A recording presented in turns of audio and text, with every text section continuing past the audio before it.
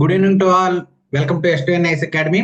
ఈ రోజు 300 core concepts లో భాగంగా కొన్ని ఎంసీక్యూస్ గురించి అయితే డిస్కస్ చేసుకునే పరిస్థితుంది. ఆల్రెడీ ఇప్పటి వరకు మనం 4 days లో మొత్తంగా 40 కాన్సెప్ట్లు అయితే డిస్కస్ చేసుకోవడం జరిగింది. మేజర్ గా ఎగ్జామ్ రిలేటెడ్ గా రావడానికి అవకాశం ఉన్న ఏవైతే కాన్సెప్ట్స్ ఉన్నాయో వాటి గురించి మనం డీటెయిల్డ్ గా డెప్త్ గా డిస్కస్ చేయడం జరిగింది. సో దాంట్లో భాగంగా కొన్ని ప్రాక్టీస్ క్వశ్చన్స్ ఆ కాన్సెప్ట్ ని బేస్ చేసుకుని రేపు ఎగ్జామ్ లో ఎలాంటి క్వశ్చన్స్ రావడానికి అవకాశం ఉంది, ఏ క్వశ్చన్స్ రావడానికి అవకాశం ఉంది అనేవి కొన్ని క్వశ్చన్స్ ఈ రోజు క్లాస్ లో మనం డిస్కస్ చేసుకునే పరిస్థితి అయితే ఉంది. సో ఓవరాల్ గా ఈ 300 కోర్ కాన్సెప్ట్స్ ఏదైతే ఉందో ఈ 300 కోర్ కాన్సెప్ట్ లో ప్రతిరోజు మీకు 10 కాన్సెప్ట్స్ అనేది ఇస్తాం. సైన్స్ అండ్ టెక్నాలజీ నుంచి 5, ఎకానమీ నుంచి 5. వాటిని మీరు రివిజన్ చేస్తే వీక్లీ కానీ 10 days కి ఒకసారి కానీ ప్రాక్టీస్ సెషన్స్ ఉంటాయి. దాంతో పాటుగా ఫుల్ లెంత్ టెస్ట్ ఏవైతే మనం 3 ఇస్తామని చెప్పుకున్నాం, ఆ ఫుల్ లెంత్ టెస్ట్ 3 ఇస్తాము. ఇవన్నీ ప్రాక్టీస్ చేస్తే ఆల్మోస్ట్ మీకు ఎగ్జామ్ పాయింట్ ఆఫ్ లో ఎలా ప్రాక్టీస్ చేయాలనే విషయం అయితే తెలిసే పరిస్థితి ఉంటుంది. సో దాంట్లో భాగంగా ఈ రోజు మనం కొన్ని ప్రాక్టీస్ క్వశ్చన్స్ ని అటు సైన్స్ అండ్ టెక్నాలజీ నుంచి అలాగే ఎకానమీ నుంచి 2 సబ్జెక్టుల నుంచి కూడా ప్రాక్టీస్ చేసే ప్రయత్నం అయితే చేద్దాం. సో ఓవరాల్ గా ఈ రోజు క్లాస్ లో మనం కొన్ని క్వశ్చన్స్ ఇస్తాం, వాటికి మీరు ఆన్సర్స్ అయితే పెట్టండి. నేను ఇక్కడ ఆల్రెడీ పాత వాళ్ళు ఎవరైనా ఉంటే వాళ్ళకి మన ప్రాసెస్ తెలుసు. మనం ఎలా అంటే పోల్ లాంచ్ చేస్తాం. ఆ పోల్లో మీరు ఏదైతే ఏబిసిడి ఏమనుకుంటున్నారో వాటిని ఆన్సర్ గా పెట్టుకోవచ్చు. ఆ తర్వాత దానికి సంబంధించిన ఎక్స్ప్లెనేషన్ కూడా మీకు ఇచ్చే పరిస్థితి అయితే ఉంటుంది. బోత్ తెలుగు ఇంగ్లీష్ మీడియం 2 మీడియంలో క్వశ్చన్స్ ఉంటాయి కాబట్టి 2 మీడియంలో ఎవరైతే ఉన్నారో వాళ్ళకి కావాల్సిన మీడియం చూస్ చేసుకొని ఆన్సర్ చేసే ప్రయత్నం అయితే చేయండి. సో దీంట్లో భాగంగా మనం ఈ పర్టికులర్ క్వశ్చన్ సాల్వ్ చేసే ముందు ఒక 2 విషయాలు డిస్కస్ చేసుకుందాం. దాంట్లో మొట్టమొదటిగా ఏంటంటే ఇప్పుడు మనకి ఎగ్జామ్ దాదాపుగా 50 days బిలో వచ్చింది. దాదాపుగా 49-48 days ఇలా ఉండడం మనకు కనిపిస్తుంది. సో ఈ 48-49 days లో మొత్తంగా ఉన్న 4 సబ్జెక్టులని మనం ఎలా రివిజన్ చేయాలి, లేదా 4 సబ్జెక్ట్స్ ని ఎలా చదవాలి అనేది చాలా కన్ఫ్యూజింగ్ స్టేట్ లో ఉండే పరిస్థితి ఉంది చాలా మంది. సో ఇందులో ఫస్ట్ పేపర్ ఏదైతే ఉందో పాలిటీ, ఏపీ హిస్టరీ ఏవైతే ఉన్నాయో ఆ రెండింటిని మనం పక్కన పెడితే ఎస్పెషల్లీ సైన్స్ అండ్ టెక్నాలజీకి అలాగే ఎకానమీకి వీటికి ప్రధానంగా ఏ విధంగా చదవాలంటే ఆల్రెడీ మనం లాస్ట్ క్లాస్ లేదంటే ఈ పర్టికులర్ సిరీస్ లో భాగంగా ఫస్ట్ క్లాస్ లో మనం చెప్పుకున్నాం. సెలెక్టెడ్ రీడింగ్ లేదంటే సెలెక్టెడ్ ప్రయారిటీ స్టడీ అనేది ఇప్పుడు అవసరం అనేది మనం చెప్పుకున్నాం. ఎలా అంటే ఏవైతే మేజర్ గా ఎగ్జామ్ పాయింట్ ఆఫ్ లో మంచి మార్కులు స్కోర్ చేయడానికి. ఇప్పుడు ఫర్ ఎగ్జాంపుల్ గా మీరు economy, science and technology over paper 2 లో మొత్తంగా మీరు ఇప్పుడు 50 మార్కులు స్కోర్ చేసే క్యాపబిలిటీతో ఉన్నారనుకుంటాం. సో 50 మార్కులు స్కోర్ చేసే క్యాపబిలిటీ ఉంటే సో రిమైనింగ్ ఇంకొక 50 మార్కులు ఎలా పెంచుకోవాలనేది ఆలోచించండి తప్పితే గానీ ఓవరాల్ గా 150కి 150 ఎలా సాల్వ్ చేయాలనేది ఆలోచిస్తే మొదటికి మోసం వచ్చే పరిస్థితి అయితే ఉండడానికి హై పాసిబిలిటీస్ ఉన్నాయి. కాబట్టి ఇప్పుడు మనం ఏ స్టేజ్ లో ఉన్నాం, అక్కడ నుంచి ఇంకొక 50 మార్కులు ఏ విధంగా పెంచుకోవాలి, లేదు ఒకరికి 100 మార్కులు వచ్చాయి అనుకోండి, వాళ్ళు ఇంకొక 20-30 మార్కులు ఎలా పెంచుకోవాలనే దాని మీద ఎక్కువగా ఫోకస్ చేయాలి. అలా మీకు ఒక బెంచ్ మార్క్ ని మీరు ఒకసారి టెస్ట్ చేసుకోండి. అంటే particular previous year question solve చేయడం కానీ లేదా కొన్ని స్టాండర్డ్ టెస్ట్ సిరీస్ సాల్వ్ చేయడం ఇలాంటి చేయడం ద్వారా మీ పర్టికులర్ నాలెడ్జ్ ఏదైతే ఉందో లేదంటే మీకున్న శక్తి ఏదైతే సామర్థ్యం ఏదైతే ఉందో అది మీకు తెలుస్తుంది. సో దాని ద్వారా ఇదిగో నాకు 40 మార్క్స్ వస్తున్నాయి, ఈ పర్టికులర్ కాన్సెప్ట్ 1, 2, 3 కాన్సెప్ట్లు నేను బెటర్ గా ఎలాంటి క్వశ్చన్ ఇచ్చినా ఆన్సర్ చేయగలుగుతున్నాను అనేది ఒక పక్కన రాసుకోండి. దాని తర్వాత ప్రయారిటీ టాపిక్స్ అనే పక్కన పెట్టుకోండి. ఆ ప్రయారిటీ టాపిక్స్ ఫస్ట్ గా చదవండి. ప్రయారిటీ టాపిక్స్ అంటే ఏంటంటే రేపొద్దున ఎగ్జామ్ ఉన్నారు క్వశ్చన్స్ ఇవ్వడానికి హై పాసిబిలిటీస్ ఉన్న టాపిక్స్ అనమాట. జనరల్ గా ప్రతి టాపిక్ మీద క్వశ్చన్ ఇస్తారు, బట్ కొన్ని టాపిక్స్ ఉంటాయి అన్నమాట, వాటి మీద ఎలా అయినా క్వశ్చన్ ఇవ్వాల్సింది, ఇవ్వకుండా వేరే టాపిక్ ని చూస్ చేసుకోవడానికి చాలా తక్కువ అవకాశం ఉంటుంది. అలాంటి వాటిని మీరు ప్రయారిటీ టాపిక్స్ గా పెట్టుకుని వాటన్నిటిని రివిజన్ చేసుకుంటూ ఏదైనా కానీ ఈ 50 రోజుల్లో 50+ మార్క్స్ ఇంక్రీజ్ అయ్యేలాగా ఇప్పుడున్న ప్రెజెంట్ సిచ్యువేషన్ నుంచి మీరు పెట్టుకోండి. అలా కాకుండా జీరోలో ఎవరైనా ఉన్నారనుకున్నారంటే వాళ్ళు చాలా బెటర్ గా ఉన్నట్టు, కొద్దిగా వాళ్ళు ఇంకా ఎక్కువ ఫోకస్ చేస్తే బెటర్ మార్కులు స్కోర్ చేయడానికి అవకాశం ఉంటుంది. అలా కాకుండా ఒక 40-50 మార్కులు తెచ్చుకున్న వాళ్ళు అయితే రఫ్లీ ఒక 50+ మార్క్స్ స్కోర్ చేయడానికి ప్రయారిటీ ఏరియాస్ అనేది ఐడెంటిఫై చేసుకొని వాటిని మీరు జాగ్రత్తగా రివిజన్ చేసుకుంటూ వెళ్తే డెఫినెట్ గా ఈ పర్టికులర్ 48 days 50 days ఏవైతే ఉన్నాయో వాటిని మనం జాగ్రత్తగా ఆన్సర్ యూజ్ చేసుకుంటే రేపొద్దున ఎగ్జామ్ లో మంచి అటెంప్ట్ ఇచ్చే పరిస్థితి అయితే ఉంటుంది. సో దాంట్లో భాగంగా ఈ రోజు మనం కొన్ని క్వశ్చన్స్ ఎస్పెషల్లీ ఫస్ట్ ఏదైతే మనకి ఎస్ఎన్టీ ఉందో ఎస్ఎన్టీ లో ఫస్ట్ యూనిట్ అలాగే సెకండ్ చాప్టర్ లో first chapter second chapter discuss చేసుకుంటాం. అలాగే ఎకానమీలో మనకి ఫస్ట్ యూనిట్ మొత్తం అంతా కూడా ఏవైతే 6-7 చాప్టర్స్ ఉన్నాయి వాటన్నింటిని కూడా ఈ రోజు కొన్ని టెస్ట్ అయితే మనం పెట్టుకోవడం అయితే జరుగుతుంది. సో దీంట్లో భాగంగా నేను మీకు క్వశ్చన్ ఇస్తాను, తర్వాత పోల్ లాంచ్ చేస్తాను. ఆ పోల్ లో మీరు ఏదైతే ఆన్సర్ అనుకుంటున్నారో అని చేయండి. దాదాపుగా మీకు 45 seconds అలా ఒక్కొక్క క్వశ్చన్ టైం ఇచ్చే పరిస్థితి అయితే ఓకేనండి. సో ఐ థింక్ మీకు ఈ సెషన్ యూజ్ అవుతుంది అనుకుంటున్నాను. డెఫినెట్ గా ఈ క్వశ్చన్స్ మీకు యూజ్ అవుతాయి. అలాగే మిమ్మల్ని మీరు టెస్ట్ చేసుకొని ఇంప్రూవ్ చేసుకొని ఖచ్చితంగా ఉపయోగపడతాయి. దాంట్లో భాగంగా మనము అన్ని రకాల క్వశ్చన్స్, ఈజీ క్వశ్చన్స్ ఇందులో పెట్టాము, మోడరేట్ క్వశ్చన్స్ పెట్టాము, టఫ్ క్వశ్చన్స్ కూడా పెట్టాము. ఈ క్వశ్చన్స్ అన్ని కూడా ఎనలైటికల్ వేలో లేదంటే ఆలోచన చేసేవిగా ఉండేలాగే ఉంటాయి కాబట్టి ఒకసారి మీరు వీటిని సాల్వ్ చేయడానికి ఉన్న వాళ్ళందరూ ఆన్సర్ చేయడానికి ట్రై చేయండి. చేయడం ద్వారా మీ ఒరిజినాలిటీ ఏంటనేది మీకు తెలిసే పరిస్థితి అయితే ఉంటుంది. ఓకేనండి. సో ఈ రోజు సిరీస్ లో భాగంగా ఈ రోజు సెషన్ లో భాగంగా మొట్టమొదటి క్వశ్చన్ అందరూ సాల్వ్ చేసే ప్రయత్నం చేయండి. సైన్స్ అండ్ టెక్నాలజీ పాలసీస్ ఏవైతే ఉన్నాయో వాటి గురించి క్వశ్చన్ ఇవ్వడం జరిగింది. ఈ క్వశ్చన్ కి అందరూ ఒకసారి చదివి ఆన్సర్ సిద్ధంగా పెట్టుకోండి. పోల్ లాంచ్ చేస్తాం. ఆ పోల్ లో మీ ఆన్సర్ అనేది పెడతాం.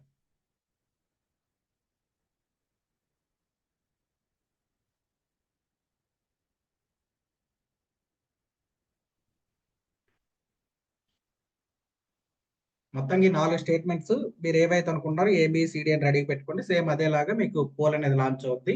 దాన్ని బేస్ చేసుకుని మీరు ఆన్సర్ చేయొచ్చు.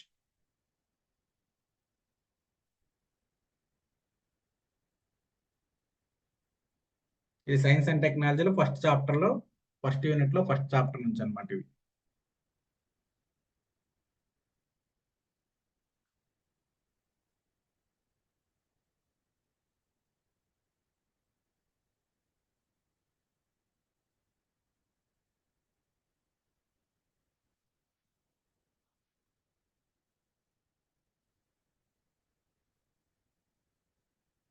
Okay, so I think answer రెడీగా పెట్టుకున్నారు అనుకుంటున్నాను అందరూ. ఒకసారి పోల్ లాంచ్ చేద్దాం.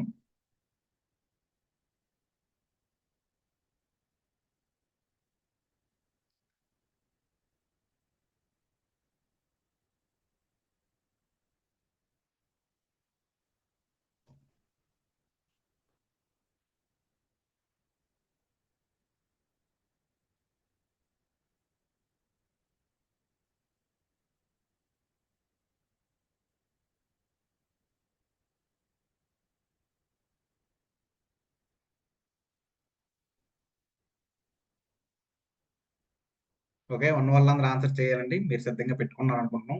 ఏబిసిడిలో మీరు ఏమనుకుంటున్నారు దాన్ని చూస్ చేసుకోండి. ఓకే, సో మాక్సిమం అందరూ కూడా ఏ అండ్ డి ఆన్సర్స్ అయితే చూస్ చేసుకోవడం జరిగింది. సో దీంట్లో భాగంగా ఈ క్వశ్చన్కి ఆన్సర్ ఏంటి, ఏ విధంగా ఈ క్వశ్చన్ ఏ విధంగా ఏ స్టేట్మెంట్ ఏం చెప్తుంది అనే విషయాన్ని మనం ఒకసారి తెలుసుకునే ప్రయత్నం చేద్దాం. సో దాంట్లో భాగంగా మొట్టమొదటి క్వశ్చన్ ఏం చెప్తుంది, which of the following statements are correct regarding science and technology policies in India. Already మనం ప్రతి క్లాస్ లోన ప్రతి దగ్గర చెప్పుకుంటుంది ఏంటంటే క్వశ్చన్ చదివేటప్పుడు అది కరెక్ట్ అని అడిగారు, ఇన్కరెక్ట్ అని అడిగారు అనేది ప్రధానంగా గుర్తుపెట్టుకోవాల్సిన అవసరం అయితే ఉంది. సో ఇక్కడ కరెక్ట్ ఏమని అడిగారు కాబట్టి దాన్ని బేస్ చేసుకుని ఇప్పుడు మనం ఆ 4 ఏవైతే స్టేట్మెంట్స్ ఉన్నాయో వాటిని మనం ఒకసారి చదివే ప్రయత్నం చేద్దాం. దాంట్లో భాగంగా మనకు మొట్టమొదటిగా ఏం చెప్పారు, first statement science and technology policy resolution 1958 emphasised the importance of the scientific thinking and reasoning in Indian society అన్నాడు. మనకు 1958 ఏదైతే పాలసీ ఉందో ఆ పాలసీ ఇండియన్ సొసైటీలో ఇండియన్ పీపుల్స్ లో సైంటిఫిక్ థింకింగ్ అండ్ రీజనింగ్ లేదంటే ఆ సైంటిఫిక్ అవేర్నెస్ క్రియేట్ చేయడానికి ఈ పాలసీ ప్రధానంగా దృష్టి పెట్టుకుంది అన్నట్టు చెప్పడం ఇక్కడ మనకు కనిపిస్తుంది. సో ఆల్రెడీ మనం చెప్పుకున్న 1958 పాలసీ మొట్టమొదటి సైన్స్ అండ్ టెక్నాలజీ పాలసీ కనిపిస్తుంది. దాదాపుగా స్వాతంత్రం వచ్చిన 10 సంవత్సరాల తర్వాత మనకి ఈ పాలసీ అనేది తీసుకురావడం జరిగింది. దాని తర్వాత మనకి 1983, ఆ తర్వాత 2003, 2013, 2020 ఇలా 5 పాలసీలను మనకు ప్రధానంగా మేజర్ పాలసీ అయితే కనిపించినట్టు చెప్పుకున్నాం. సో అప్పటి వరకు ఏదైతే బయట కంట్రీస్ మీద వివిధ రకాల టెక్నాలజీస్ పైన మనం డిపెండ్ అయ్యామో వాటంతటిని ఆపి మనం ఓన్ గా మన పీపుల్స్ ని టెక్నాలజికల్ అడ్వాన్స్డ్ గా తీసుకువెళ్ళాలన్నట్టు ఒక సైంటిఫిక్ అవేర్నెస్ ని క్రియేట్ చేసిన పాలసీ ఏదైతే ఉందంటే అది ఈ science and technology policy 1958. So ఆ పాయింట్ ఆఫ్ వ్యూ చూసినప్పుడు ఒకటో స్టేట్మెంట్ అనేది మనకు కరెక్ట్. ఓకేనా. తర్వాత second statement technology policy statement 1983 goal was achieving the technological competence and self-reliance particularly for the developing nation with limited capital. So ఈ 1983 policy ఏం చెప్తుంది, సెల్ఫ్ రిలయన్స్. సెల్ఫ్ రిలయన్స్ ఇప్పుడు మన దగ్గర ఏవైతే పరిమిత మూలధనం ఉందో లేదా పరిమిత వనరులు ఉన్నాయో వాటిని ఉపయోగించుకొని సెల్ఫ్ రిలయన్స్ అంటే స్వావలంబన సాధించాలి, సాంకేతిక సామర్థ్యాన్ని డెవలప్ చేసుకోవడంలో మనకు మనం ఓన్ గా సెల్ఫ్ రిలయంట్ అవ్వాలి అన్నట్టు 1983 పాలసీ అనేది చెప్పింది అన్నట్టు చెప్తున్నారు. ఎస్, ఆబ్వియస్లీ కూడా మనం ఆల్రెడీ చెప్పుకున్నాం, ఆ స్ట్రాటజీ చెప్పుకున్నాం. ఏమని, ఫస్ట్ ఆఫ్ ఆల్ 1958 పాలసీ ఏం చెప్తుంది, అవేర్నెస్ క్రియేట్ చేయాలని చెప్పింది. సో అవేర్నెస్ క్రియేట్ అయింది కాబట్టి తర్వాత ఏం చేయాలి, సెల్ఫ్ రిలయంట్ అవ్వాలి, మనకు మనము సొంతంగా స్వావలంబన సాధించాలన్నట్టు 1983 పాలసీ చెప్పింది అన్నట్టు కూడా చెప్పుకున్నాం. కాబట్టి ఆ పాయింట్ ఆఫ్ వ్యూ చూసినప్పుడు సెకండ్ స్టేట్మెంట్ అనేది కరెక్ట్. దాని తర్వాత based on the technology policy statement 1983, the technology development fund was created to financially support the Indian industries. Indian industries కి ఫైనాన్షియల్ గా సపోర్ట్ ఇవ్వడం కోసం టెక్నాలజీ డెవలప్మెంట్ ఫండ్, ఎస్పెషల్లీ ఈ particular ఏవైతే టెక్నాలజీ రిలేటెడ్ ఇండస్ట్రీస్ లేదా technological activity చేసే ఏదైతే industries ఉన్నాయో వాటికి ఫండింగ్ సపోర్ట్ ఇవ్వడం కోసం టెక్నాలజీ డెవలప్మెంట్ ఫండ్ ఈ 1983లో ఏర్పాటు చేయడం జరిగింది. పాలసీ ప్రకారం ఏర్పాటు చేయడం జరిగింది అన్నట్టు చెప్తున్నారు. ఎస్, ఈ పాలసీ ప్రకారం దీన్ని ఏర్పాటు చేశారు. అదే మనకి సపోర్ట్ ఇవ్వడం కూడా మనకు కనిపించడం అయితే జరుగుతుంది. దాని తర్వాత ఫోర్త్ స్టేట్మెంట్ ఏమన్నారు? The science and technology policy 2003 of India aim to address the need for increased investment and innovation in the globalised world. So already మనం ఏమయ్యాం? అవేర్ అయ్యాం సైన్స్ అండ్ టెక్నాలజీలో. దాని తర్వాత సెల్ఫ్ రిలయన్స్ సాధించాలనుకున్నాం. సో ఈ awareness వచ్చింది, self Reliance సాధించాలి అంటే దాని తర్వాత ఏం కావాలి? ఇన్వెస్ట్మెంట్ అనేది కావాలి. ఎందుకంటే మన దగ్గర ఉన్న వనరులు చాలా తక్కువ ఉన్నాయి. ఆ వనరుల్ని ఇంకా బెస్ట్ గా డెవలప్ చేయాలంటే ఏదైతే ఇన్వెస్ట్మెంట్స్ పెట్టుబడులు ఉన్నాయో ఆ పెట్టుబడులు కావాల్సిన అవసరం ఉంది. అందుకోసం 2003 పాలసీ అనేది తీసుకొచ్చి ఇన్నో ఈ పర్టికులర్ ఇన్నోవేషన్ సెక్టర్ లో, టెక్నాలజికల్ సెక్టర్ లో ఇన్వెస్ట్మెంట్ ని ప్రోత్సహించడం అనేది కనిపించడం జరిగింది. సో ఆ పాయింట్ ఆఫ్ వ్యూ చూసినప్పుడు ఫోర్త్ స్టేట్మెంట్ అనేది కరెక్ట్. ఆ తర్వాత 2013 పాలసీ ఏం చెప్పింది?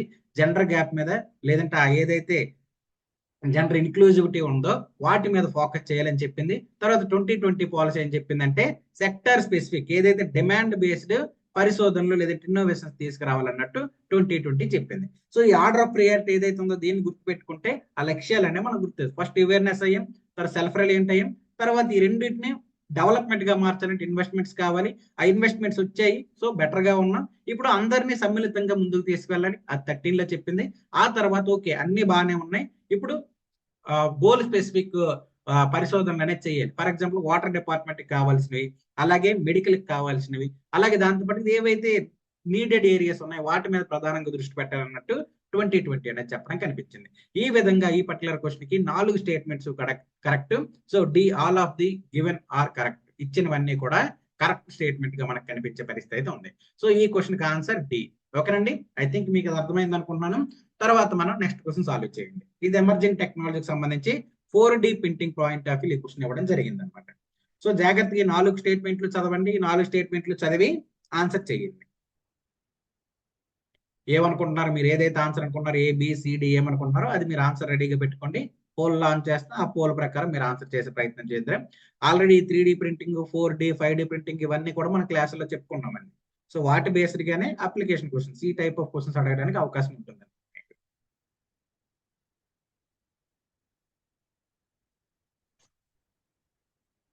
ఏవైతే ట్రిక్స్, టిప్స్ చెప్పానో వాటిని కూడా అప్లై చేసే ప్రయత్నం చేయండి కొన్నిసార్లు. ఎందుకంటే మన క్లాసులు చెప్పుకున్నప్పుడు క్వశ్చన్ సాల్వ్ చేసే విధానం గురించి కొన్ని మాట్లాడుకున్నాం. వాటిని కూడా మీరు అప్లై చేసే ప్రయత్నం చేయండి. చేస్తే మీరు ఆన్సర్ అనేది ఈజీగా చేయగలుగుతారు.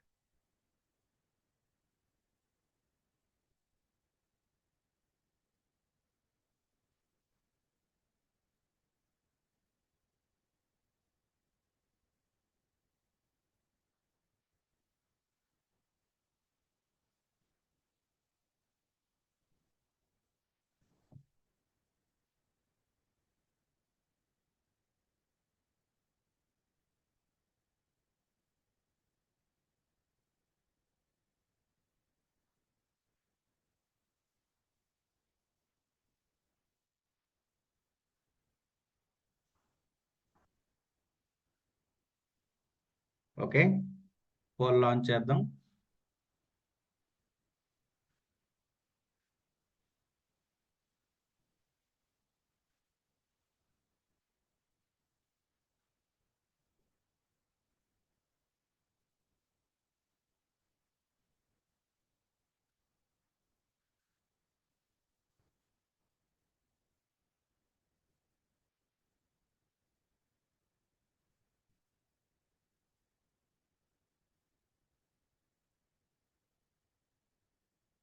ఓకే, ABC ఉన్న వాళ్ళందరూ ఆన్సర్ చేయాలండి. జస్ట్ ఎందుకు ఆన్సర్ చేయాలంటే మీకు మీరు ఏ విధంగా ఉన్నారు, ఈ కాన్సెప్ట్స్ లో మీరు ఎంత బెటర్ గా ఉన్నారు, వెనకబడి ఉన్నారా, బెటర్ గా ఉన్నారా అనేది మీకు తెలుస్తుంది అనమాట. క్లారిటీ వస్తుంది దీనిపైన.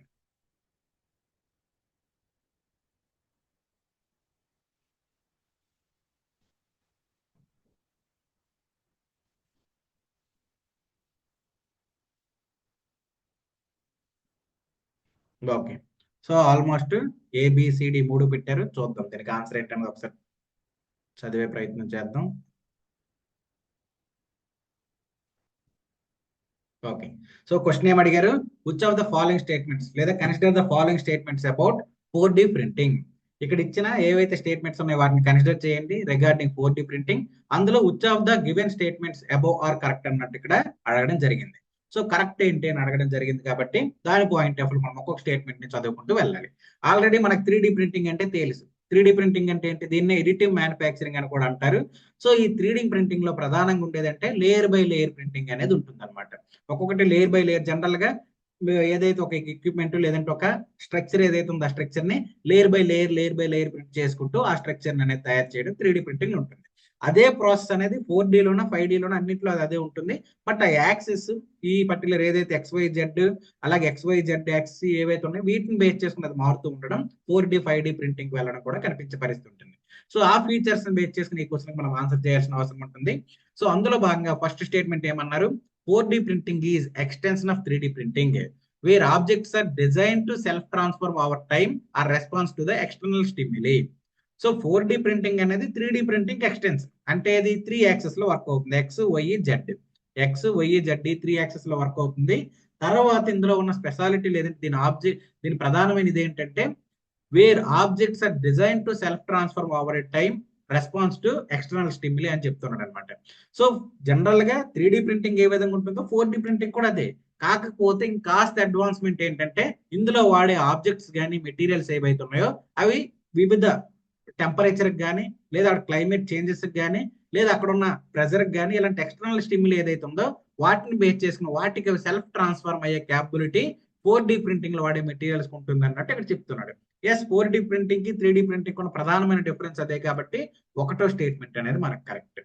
దాని తర్వాత మనం సెకండ్ స్టేట్మెంట్ చూస్తే 4D printing technology can be used to create shape shifting materials that can transform into complex geometries such as the origami structures ఇలాంటివన్నింటినీ కూడా ఇది చేయగలుగుతుంది అన్నాడు. సో 4D ప్రింటింగ్ అనేది ఏంటి? కాంప్లెక్స్ స్ట్రక్చర్స్ ని ప్రింట్ చేయగలుగుతుంది. ఏదైనా 4D కానీ 3D కానీ 5D కానీ ప్రతిదీ కూడా కాంప్లెక్స్ జామెట్రీస్ ఏవైతే ఉన్నాయో కాంప్లెక్స్ స్ట్రక్చర్స్ ఏవైతే ఉన్నాయో ఆ వాటన్నింటినీ కూడా ప్రింట్ చేయగల క్యాపబిలిటీ అనేది ఉంటుంది. సో ఆ పాయింట్ ఆఫ్ వ్యూ చూసుకున్నప్పుడు సెకండ్ స్టేట్మెంట్ అనేది కరెక్ట్. దాని తర్వాత third statement the materials used in 4D printing are limited to the thermoplastics where can be easily shaped and modelled into various forms అంటాడు. So ఇది మనకి twist లేదంటే మన trick ఏవైతే ఉన్నాయో వాటన్నింటిని బేస్ చేసుకుని ఆన్సర్ చేయాల్సిన అవసరం ఉంటుంది.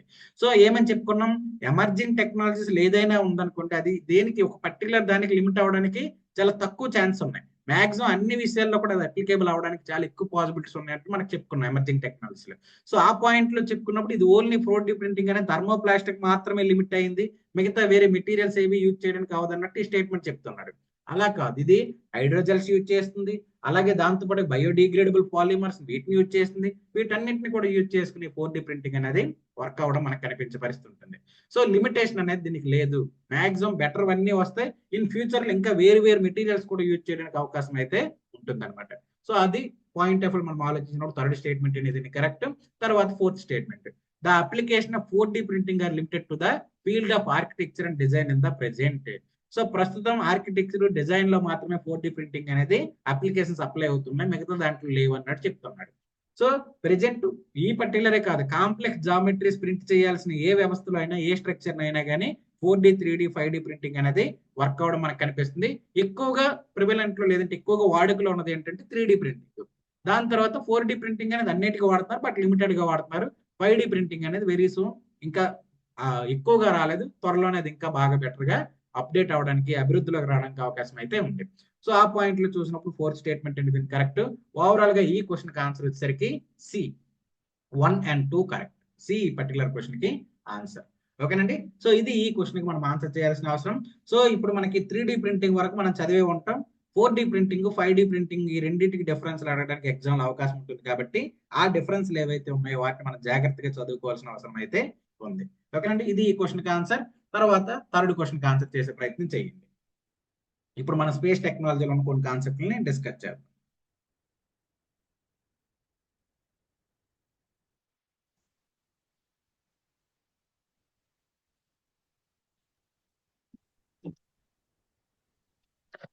Sir answer B sir 3 only. Okay అండి, పెడిదిరా మీకు పోల్ లాంచ్ అవుద్ది, ఆ పోల్లో మీ ఆన్సర్ పెడిదిరా. ఓకేనా?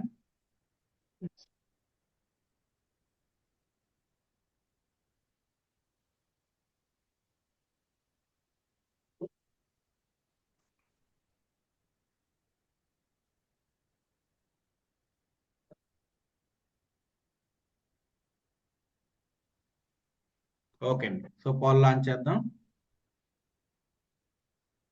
ఈ క్వశ్చన్కి 100% యాక్యురసీ ఉంటుంది అనుకుంటున్నాను, చూద్దాం.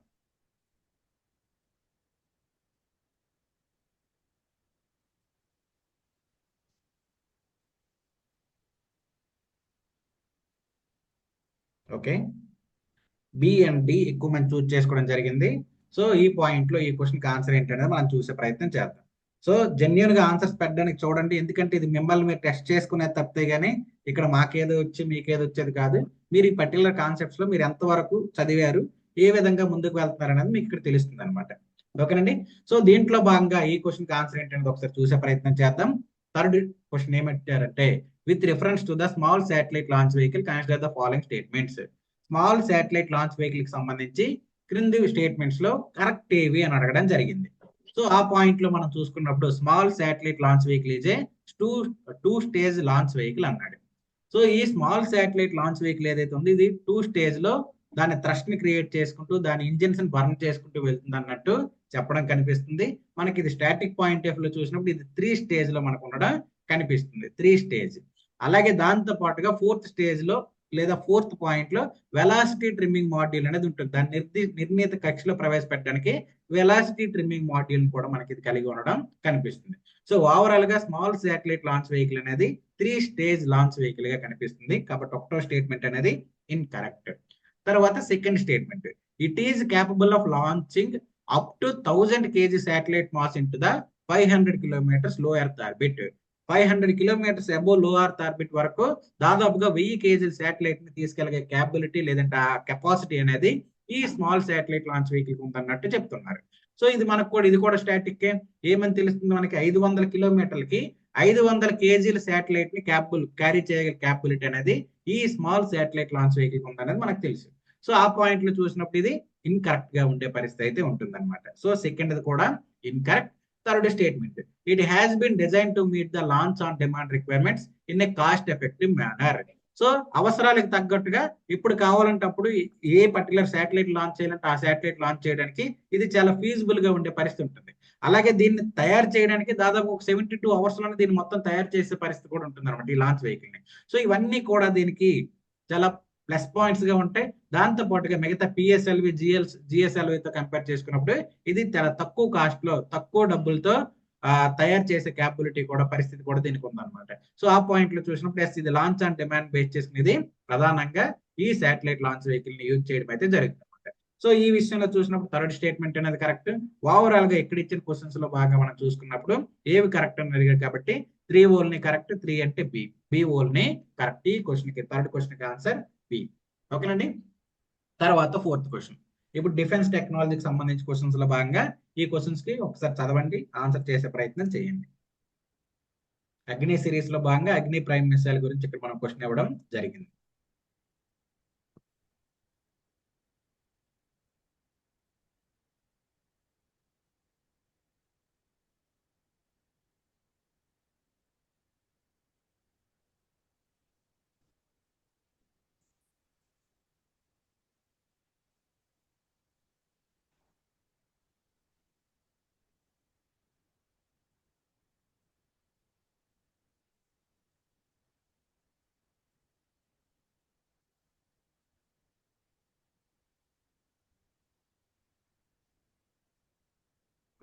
ఓకే, పోల్ ఆన్ చేస్తాం, చూడండి ఆన్సర్ చేయండి ఉన్న వాళ్ళందరూ. C B. ఓకే, మాక్సిమం అందరూ కూడా బిసిడి చూస్ చేసుకోవడం జరుగుతుంది. ఓకే, సో చూద్దాం ఈ క్వశ్చన్కి ఆన్సర్ ఏంటనేది ఒకసారి చూసే ప్రయత్నం చేద్దాం. సో దీంట్లో భాగంగా ఈ అగ్ని ప్రైమ్ గురించి క్వశ్చన్ అడగడానికి అవకాశం ఎందుకు ఉంటుందంటే, రీసెంట్ గా దీనికి సంబంధించిన టెస్ట్ ఫైర్ అనేది ఒడిశాలో చేయడం అయితే జరిగింది. ఏపీజే అబ్దుల్ కలాం ఐలాండ్ లో దీన్ని టెస్ట్ ఫైర్ చేయడం అయితే జరిగింది. సో ఆ పాయింట్ ఆఫ్ వ్యూలో మనం చూసుకున్నప్పుడు ఈ క్వశ్చన్ అడగడానికి అవకాశం ఉంటుంది అనమాట. సో ఇందులో భాగంగా ఒకటో స్టేట్మెంట్ ఓవరాల్ గా ఏమన్నారు, కరెక్ట్ ఏంటని అడిగారు అగ్ని ప్రైమ్ కి సంబంధించి. సో ఫస్ట్ స్టేట్మెంట్ ఏమన్నారు, it is a new generation indigenously developed inter continental ballistic missile by India అన్నాడు. సో ఈ పర్టికులర్ ఏవైతే ఉన్నాయో ఇవి మన కీ టెర్మినాలజీ కనిపిస్తుంది, ఇది రేంజ్ అని చెప్తుంది అనమాట ఆ పర్టికులర్ మిసైల్ కి సంబంధించి. సో ఇది ఇండిజీనియస్లీ డెవలప్డ్, అలాగే న్యూ జనరేషన్, ఈ రెండు కూడా కరెక్టే.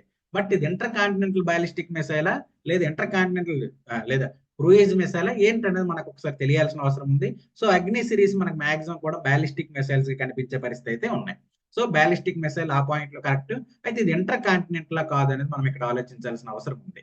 సో ఈ అగ్ని ప్రైమ్ ఏదైతే ఉందో ఇది మీడియం రేంజ్ బాలిస్టిక్ మిసైల్ గా మనకు కనిపిస్తుంది అనమాట, medium range. Okay, so inter continental కాదనమాట. కాబట్టి ఈ పాయింట్ లో చూసినప్పుడు ఒకటో స్టేట్మెంట్ ఇన్ కరెక్ట్. తర్వాత second statement, it was recently flight tested by the strategic force command for validating it's performance. So recent గా దీన్ని పెర్ఫార్మెన్స్ వ్యాలిడేట్ చేయడానికి, టెస్ట్ చేయడానికి డిఆర్డిఓ టెస్ట్ ఫైర్ చేయడం జరిగింది. సో ఆ పాయింట్ లో చూసినప్పుడు ఇది మనకి కరెక్ట్ అయ్యే పరిస్థితి అయితే ఉంది. Yes, second statement correct. Overall గా ఈ క్వశ్చన్ కి ఆన్సర్ వచ్చేసరికి బి, ఓన్లీ 2 కరెక్ట్ అనమాట. ఓకేనండి. సో నెక్స్ట్ క్వశ్చన్ చూసుకుంటే ఫిఫ్త్ క్వశ్చన్ లో ఎర్త్ ఆర్బిట్ కి సంబంధించి ఇక్కడ క్వశ్చన్ ఇవ్వడం అయితే జరిగింది. ఒకసారి ఉన్న వాళ్ళందరూ ఆన్సర్ చేయడానికి చూడండి ఒకసారి. ప్రతి టాపిక్ మీద ఒక క్వశ్చన్ టచ్ చేస్తున్నామండి అంతే.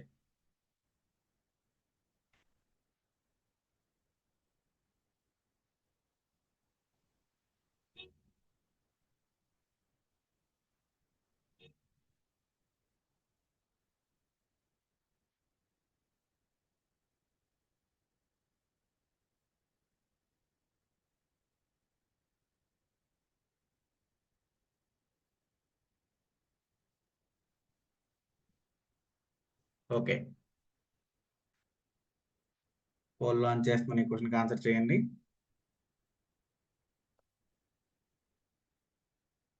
ఈ లో ఎర్త్ ఆర్బిట్ ఎందుకు మనకు న్యూస్ లో ఉందంటే, రీసెంట్ గా ఇస్రో చైర్మన్ గారు debris free space machine by 2030 అన్నట్టు ఒక దాన్ని డిక్లేర్ చేయడం జరిగింది. ఏదైతే స్పేస్ జంక్ ఉందో ఆ స్పేస్ జంక్ ని తగ్గించడం కోసం, దాన్ని నిర్మూలించడం కోసం మన ప్రయత్నాలు మొదలు పెట్టామన్నట్టు చెప్పడం జరిగింది.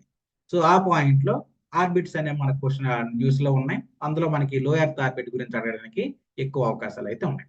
సో ఈ క్వశ్చన్ కి ఏబి అని పెట్టారు. సో చూద్దాం ఈ క్వశ్చన్ కి ఆన్సర్ ఏంటనేది ఒకసారి చూసే ప్రయత్నం చేద్దాం.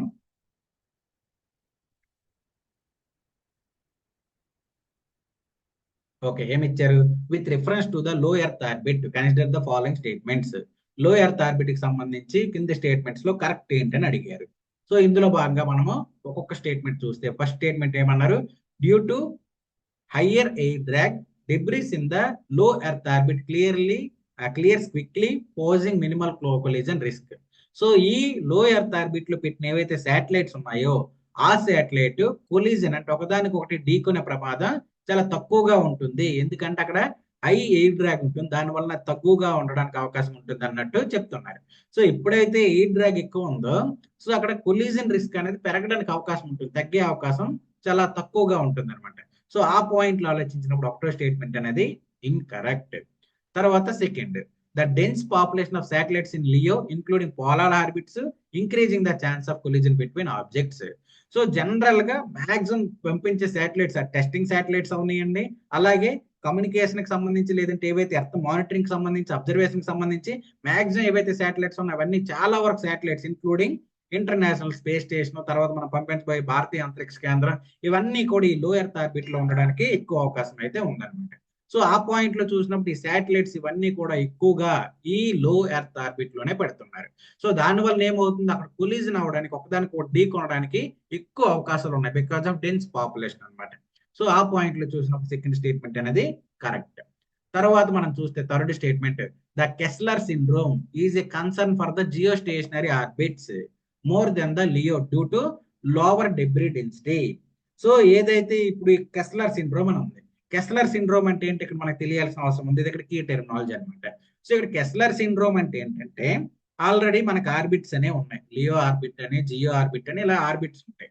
సో ఈ ఆర్బిట్ లో ఆల్రెడీ ఒకటో శాటిలైట్ పెట్టారు, తర్వాత రెండో శాటిలైట్ మళ్ళీ పెట్టారు, మూడో శాటిలైట్ పెట్టారు, నాలుగోది పెట్టారు. సో ఇందులో ఈ ఒకటో శాటిలైట్ ఏదైతే ఉంది, ఒకటో శాటిలైట్ అనేది అది పెట్టిన సమయం అంటే దానికి ఏదైతే పర్పస్ కోసం పెట్టారో ఆ పర్పస్ ఫుల్ఫిల్ అయిపోయింది. దాని తర్వాత అది అక్కడ ఒక జంక్ శాటిలైట్ గా స్పేస్ డెబ్రీగా మిగిలిపోయింది. సో అది అది వర్క్ చేయనప్పుడు కూడా అదే కక్షలో ఉంటుంది. అలాగే వర్క్ చేసే శాటిలైట్స్ కూడా అదే కక్షలో ఉంటాయి. కొన్నిసార్లు ఏమవుతుందంటే అక్కడ ఉన్న ఎయిర్ డ్రాగ్ వలన కానీ, అలాగే ఆ పర్టికులర్ ఏదైతే ఆర్బిట్ ఉందో ఆర్బిట్ లో మూవ్ అయ్యే పీరియడ్ బేస్ చేసుకుని ఈ పర్టికులర్ శాటిలైట్ ఏదంతో జంక్ శాటిలైట్ ఇది ఈ పని చేస్తున్న శాటిలైట్ ఢీ కొట్టడానికి అవకాశం ఉంటుంది. ఓకే, ఇది వచ్చి దీన్ని ఢీ కొనింది. అలాగే దాని తర్వాత ఈ రెండో శాటిలైట్ వెళ్ళి ఈ మూడో శాటిలైట్ ఢీ కొంటుంది. అలాగే ఈ మూడోది వెళ్ళి నాలుగో దాన్ని ఢీ కొంటుంది. ఈ విధంగా ఆర్బిట్లు ఏవైతే శాటిలైట్స్ ఉన్నాయో అవన్నీ ఒకదానికొకటి ఢీకొని మొత్తంగా అక్కడ శాటిలైట్ వ్యవస్థనే నిర్వీర్యం చేసే పరిస్థితి ఉంటుంది అనమాట. ఇలా ఒక శాటిలైట్ ఒకదానికి ఢీకొనే ఏదైతే వ్యవస్థ ఉందో దాన్నే కెస్లర్ సిండ్రోమ్ అనే పరిస్థితి అయితే ఉంది. సో ఇది కెస్లర్ సిండ్రోమ్ కి సంబంధించి. సో ఆ పాయింట్ లో చూసినప్పుడు ఇక్కడ ఏం చెప్తున్నారు, ఈ కెస్లర్ సిండ్రోమ్ అనేది ఎస్పెషల్ ఎక్కువగా జియో స్టేషనరీ ఆర్బిట్ లో జరుగుతుంది, లియో ఆర్బిట్ లో చాలా తక్కువగా ఉంటుంది అన్నట్టు చెప్పాడు.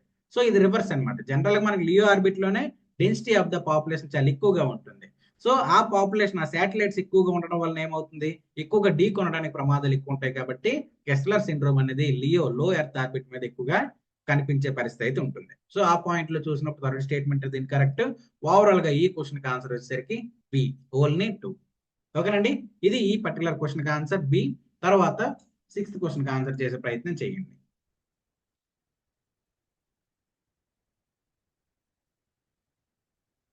ఫాస్ట్ ట్రాక్ మోడ్ అంటే ఏంటండి?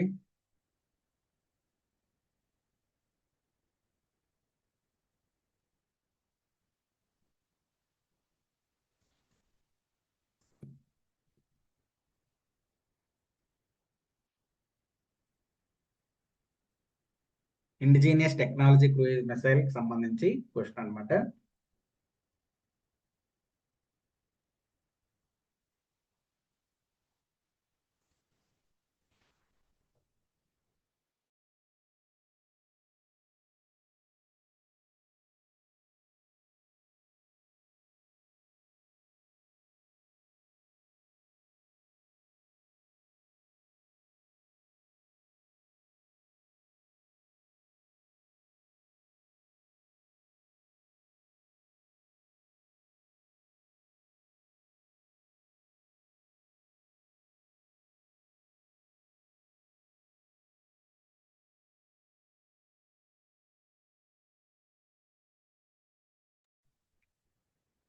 ఓకే అండి, ఆన్సర్ చేయండి ఉన్న వాళ్ళందరూ. ఓకే, బిడి పెడుతున్నారు.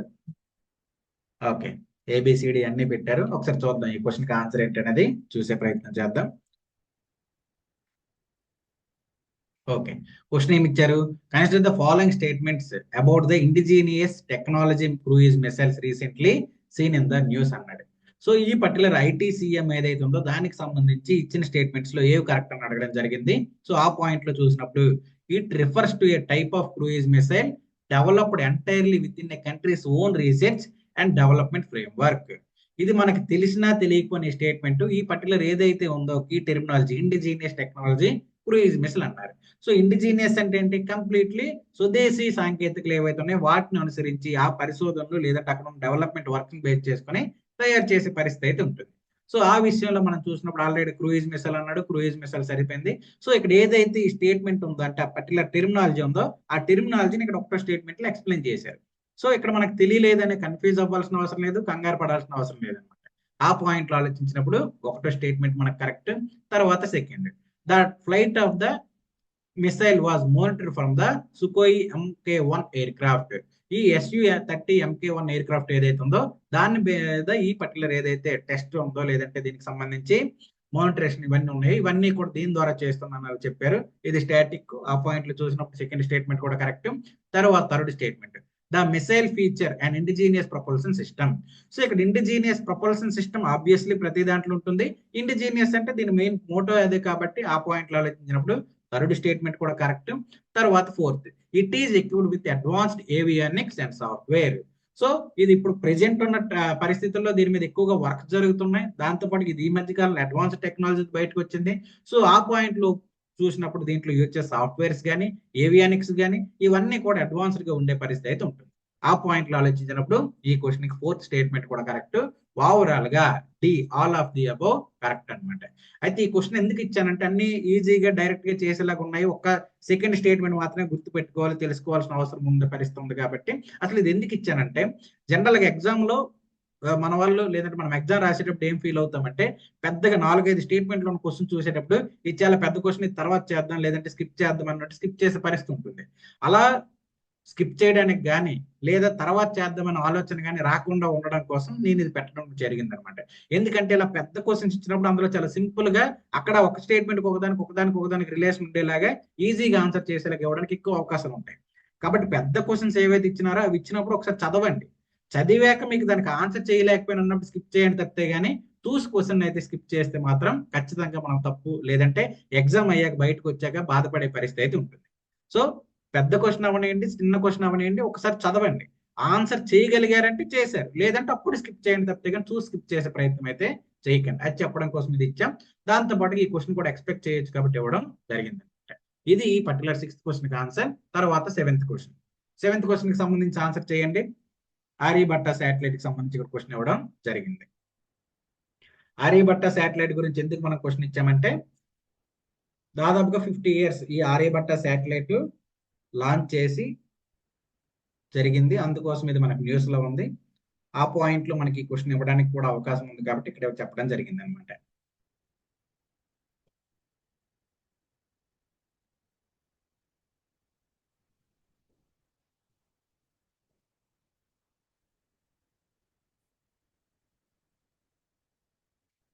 ఒకవేళ స్టాటిక్ అంటే బ్యాక్ వెళ్ళి ఈ స్పేస్ టెక్నాలజీకి సంబంధించి ఓల్డ్ క్వశ్చన్స్ అడగాలి అనుకుంటే మాక్సిమం ఈ ఆర్యభట్ట వీటి గురించి అడగడానికి అవకాశం ఉంటుంది. ఇది ఎందుకంటే ఈ మధ్య కాలంలోనే 50 years స్పెండ్ చేసిన 50 years సెలబ్రేషన్ జరుపుకోవడం జరిగింది అనమాట. ఓకే, ఆన్సర్ చేయండి దీనికి సంబంధించి.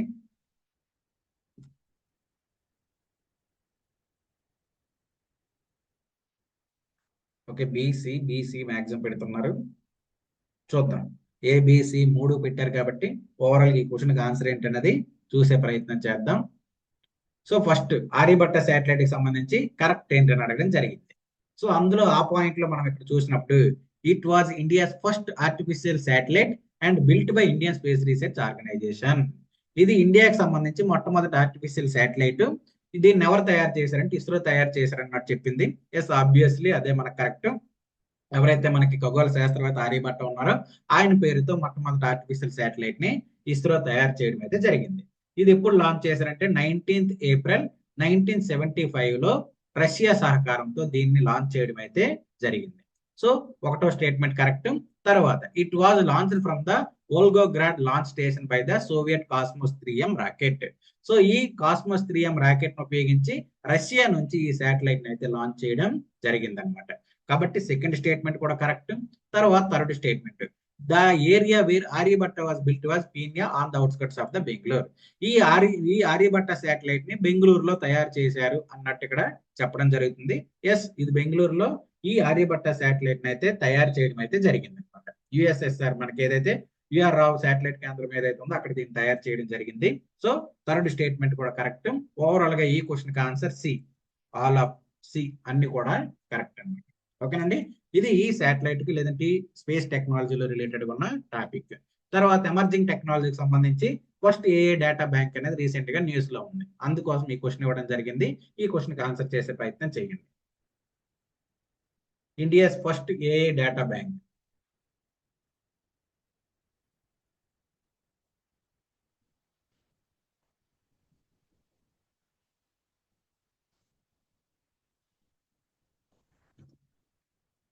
ఇలా ఇండియాస్ ఫస్ట్ లేదా వరల్డ్స్ ఫస్ట్, దాంతో పాటుగా మేజర్ గా అక్కడ ఉన్న టెక్నాలజికల్ ల్యాండ్స్కేప్ చేంజ్ చేసే ఏరియాస్ ఏవైతే ఉన్నాయో అలాంటి వాటి మీద ఎక్కువగా మనం దృష్టి పెట్టి రివిజన్ చేయాల్సిన అవసరం ఉంటుంది. వాటిని అడగడానికి ఎక్కువ అవకాశాలు ఉంటాయి అనమాట. దాని తర్వాత ఇక్కడ నేను అన్ని స్టేట్మెంట్స్ ఇచ్చి సింగిల్ క్వశ్చన్స్ ఎందుకు ఇవ్వట్లేదంటే ఒక్కొక్క స్టేట్మెంట్ ఒక్కొక్క క్వశ్చన్ గా కూడా రావచ్చు ఫ్యూచర్ లో ఒక సింగిల్ స్టేట్మెంట్ క్వశ్చన్స్ ఇవ్వాలంటే. సో ఎక్కువ డేటాను మీకు అందించాలి లేదా నాలెడ్జ్ ని ఎక్కువగా మీకు రివైజ్ చేసేలాగా ఉండాలన్నట్టు 3-4 స్టేట్మెంట్లు అనేది ఫ్రేమ్ చేయడం జరుగుతుంది. సో ఈ India's first a data bank సంబంధించి క్వశ్చన్ ఆన్సర్ చేసే ప్రయత్నం చేయండి. ఓకే, పోల్ లాంచ్ చేశాను, ఆన్సర్ చేయండి వాళ్ళు. ఓకే, బీడి. ఓకే, సో మాక్సిమం అందరూ కూడా బిడిని చూస్ చేసుకోవడం జరిగింది. సో ఆ పాయింట్ లో చూసినప్పుడు అసలు ఈ క్వశ్చన్కి ఆన్సర్ ఏంటనేది ఒకసారి చూసే ప్రయత్నం చేద్దాం. ఓకే, సో ఏమన్నాడు, కరెక్ట్ ఏమన్నాడు అడిగాడు. తర్వాత India first data a data bank సంబంధించి ఇవ్వడం జరిగింది. సో ఫస్ట్ స్టేట్మెంట్ ఏంటి, India's first a data bank was launched by the union minister of science and technology during 7th edition of ASSOCHAM a leadership meet 2024. ఈ particular ఏదైతే ఏ leadership summit లేదంటే ఏ leadership meet జరిగిందో ఈ meet లో ఏ data bank ని union minister launch చేయడం జరిగింది అన్నట్టు చెప్పారు. సో ఈ ఏ డేటా బ్యాంక్ కూడా అందుకోసమే న్యూస్ లో ఉంది. ఈ పర్టికులర్ ఏదైతే ఎడిషన్ ఉందో లేదంటే ఈ ఏ లీడర్షిప్ మీట్ ఉందో దీంట్లోనే ఏ డేటా బ్యాంక్ అయితే లాంచ్ చేయడం జరిగింది. సో ఒకటో statement correct.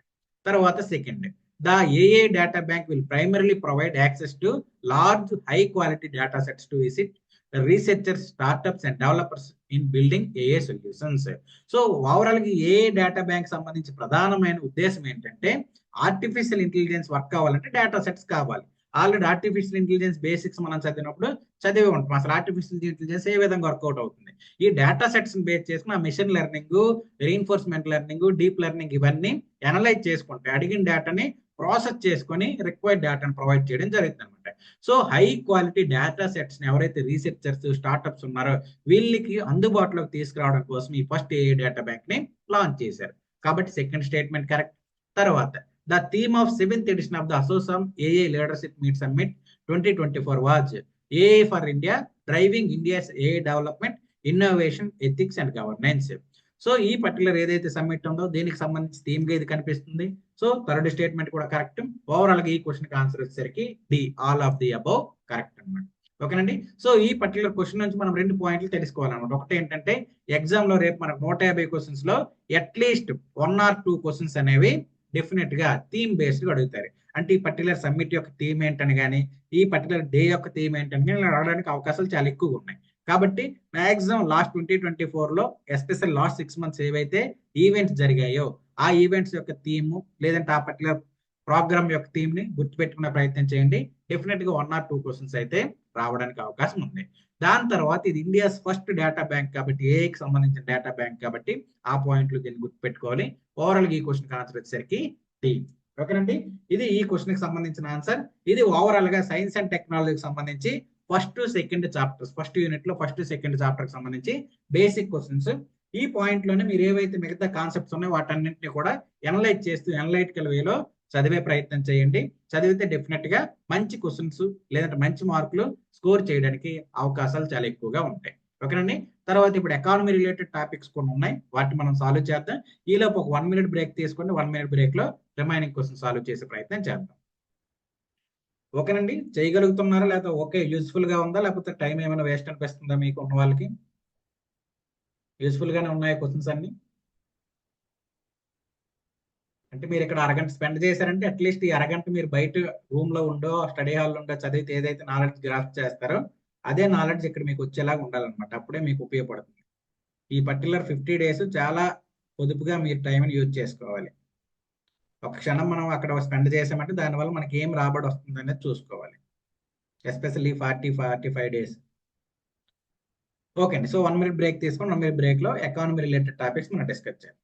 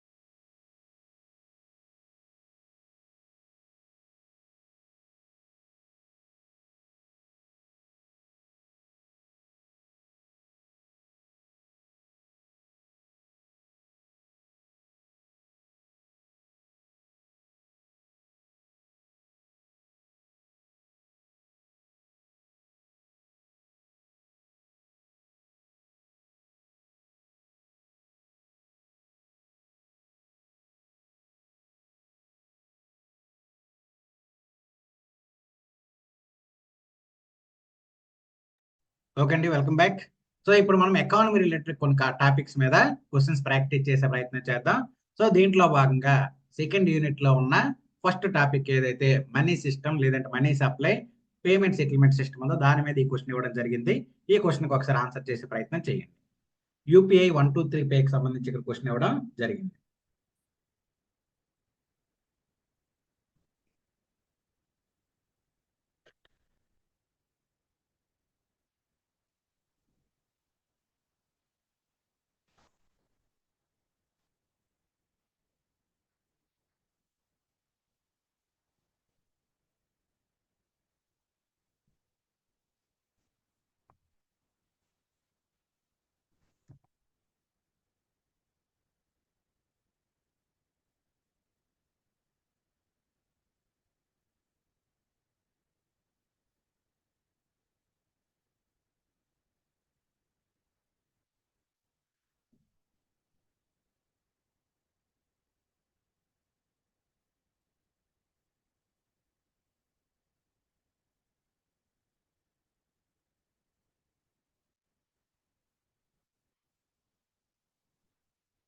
Okay, poll launch చేస్తాను, ఆన్సర్ చేయండి ఉన్న వాళ్ళు.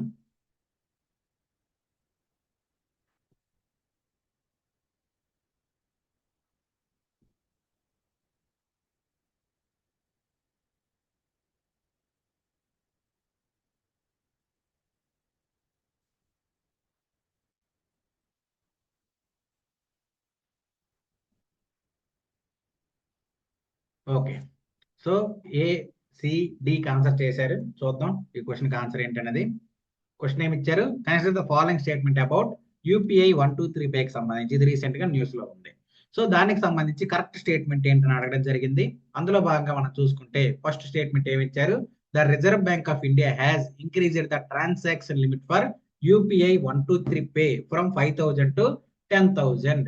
5,000 రూపీస్ నుంచి 10,000 రూపీస్ కి యూపీఐ 123 పే ఏదైతే ఉందో దాని ద్వారా చేయడానికి అవకాశం కల్పిస్తున్నట్టు, పెంచుతున్నట్టు ఆ ట్రాన్సాక్షన్ లిమిట్ ఆర్బీఐ చెప్పింది అన్నట్టు చెప్తున్నారు. సో ఓవరాల్ గా యూపీఐ 123 పే రీసెంట్ గా న్యూస్ లో ఉండడానికి కూడా కారణం ఇదే. ఈ పర్టికులర్ రీజన్ వల్ల ఇది న్యూస్ లో ఉంది. ఆర్బీఐ రీసెంట్ గా 5,000 ట్రాన్సాక్షన్ లిమిట్ నుంచి 10,000 కి ఇంక్రీజ్ చేసింది. కాబట్టి ఒక స్టేట్మెంట్ కరెక్ట్. దాని తర్వాత second statement, UPI 123 pay allows digital payments only on smart payments, smart phones with internet connectivity. Internet connectivity ఉన్న స్మార్ట్ ఫోన్స్ ద్వారా మాత్రమే యూపీఐ 123 పే ద్వారా డిజిటల్ పేమెంట్ చేయొచ్చు అంటున్నాడు. అసలు ఈ యూపీఐ 123 పే యొక్క ప్రధానమైన ఫీచర్ ఏంటంటే ఇది నార్మల్ ఏవైతే కీప్యాడ్ ఫోన్స్ ఉన్నాయో వాటిలో కూడా వర్క్ అయ్యేలాగంటే ఎస్ఎంఎస్ ద్వారా లేదంటే మెసేజ్ ద్వారా ట్రాన్సాక్షన్ చేసుకునేలాగా ఇది హెల్ప్ఫుల్ గా ఉంటుంది. ఎస్పెషల్లీ రూరల్ ఏరియాస్ లో ఎవరైతే ఉన్నారో ఈ డిజిటల్ కనెక్టివిటీ తక్కువ ఉన్న ఏరియాస్ ఏవైతే ఉన్నాయో ఆ ఏరియాలో ఈ 123 పే ఏదైతే ఉందో యూపీఐ 123 ఇది చాలా హెల్ప్ఫుల్ గా ఉంటుంది. ఇది ప్రధానమైన ఫీచర్. ఆ ఫీచర్ కి ఆపోజిట్ ఇక్కడ ఇచ్చారు కాబట్టి సెకండ్ స్టేట్మెంట్ అనేది ఇన్కరెక్ట్. తర్వాత the update is effect from the January 1st 2025. ఈ ఏదైతే ట్రాన్సాక్షన్ లిమిట్ చెప్పిందో ఆర్బీఐ ఇది January 1st 2025 నుంచి ఇంప్లిమెంటేషన్ లోకి వస్తుంది అన్నట్టు చెప్పారు. అలా కాదు, ఏ రోజు అయితే మనకు చెప్పిందో ఆ రోజు నుంచి ఇంప్లిమెంటేషన్ లోకి వస్తుంది. ఆ రూల్స్ అండ్ రెగ్యులేషన్స్ ఏవైతే ఉన్నాయో వాటిని యాక్సెప్ట్ చేయాల్సిన అవసరం January 1st 2025 కి అయితే ఉందన్నమాట. సో థర్డ్ స్టేట్మెంట్ కూడా ఇన్కరెక్ట్. ఓవరాల్ గా 9th క్వశ్చన్ కి ఆన్సర్ ఏ, ఓన్లీ వన్ ఓన్లీ. ఓకేనండి, ఇది ఈ క్వశ్చన్ కి ఆన్సర్. తర్వాత నెక్స్ట్ 10th క్వశ్చన్ కి ఆన్సర్ చేయండి. గుడ్ టైప్స్ ఆఫ్ గూడ్స్ లో భాగంగా నాన్ రైవల్రస్ గూడ్స్ కి సంబంధించి ఇక్కడ క్వశ్చన్ ఇవ్వడం జరిగింది.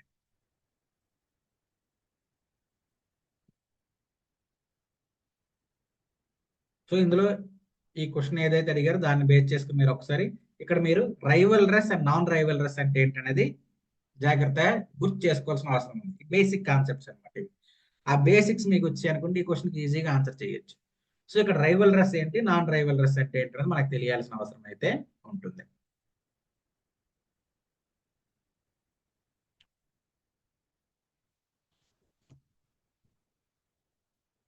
ఓకే, సో ఆన్సర్ చేయండి దీనికి ఉన్నవాళ్ళు.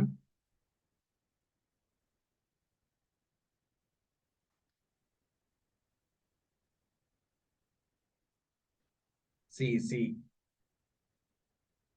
ఓకే, మిగతా వాళ్ళు ఏమనుకున్నారండి? Okay, CD, CD. Okay, okay. Maximum అందరూ కూడా సిడిని చూస్ చేసుకున్నారు, అంటే స్ట్రీట్ లైట్నింగ్ రెడీమేడ్ గార్మెంట్ ని చూస్ చేసుకోవడం జరిగింది. ఓవరాల్ ఈ క్వశ్చన్ కి ఆన్సర్ ఏంటి, అసలు బేసికల్ గా రైవల్రస్ అండ్ నాన్ రైవల్రస్ అంటే ఏంటి, ఈ టైప్స్ ఆఫ్ గూడ్స్ లో public goods, private goods, club goods, common goods అంటే ఏంటో కూడా ఒకసారి మనం తెలుసుకునే ప్రయత్నం చేద్దాం. సో దీంట్లో భాగంగా రైవల్రస్ అంటే ఏంటి, నాన్ రైవల్రస్ అంటే ఏంటి.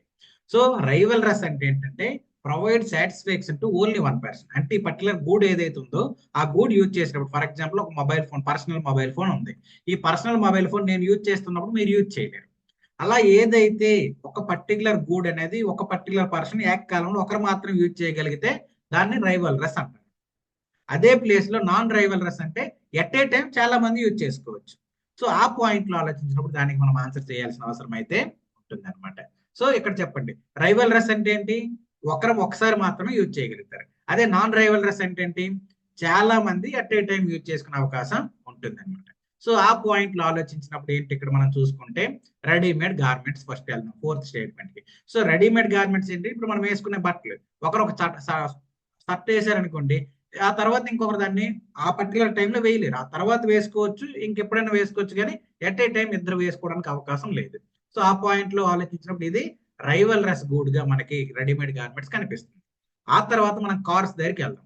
ఈ కార్స్ ఏంటి, మాక్సిమం లిమిట్ ఎంత ఉందో ఆ లిమిట్ వరకే అలౌ చేస్తుంది, ఆ తర్వాత అలౌ చేయదు. అంటే at a time number of persons అవ్వదు, మాక్సిమం 4 సీటింగ్, 6 సీటింగ్, 8 సీటింగ్ ఇలా ఉంటాయి. ఆ తర్వాత ఎక్స్ట్రా మెంబర్స్ వచ్చినప్పుడు అవ్వదు, అంటే వాళ్ళని అక్కడ ఎక్స్క్లూడ్ చేసే పరిస్థితి ఉంటుంది అనమాట.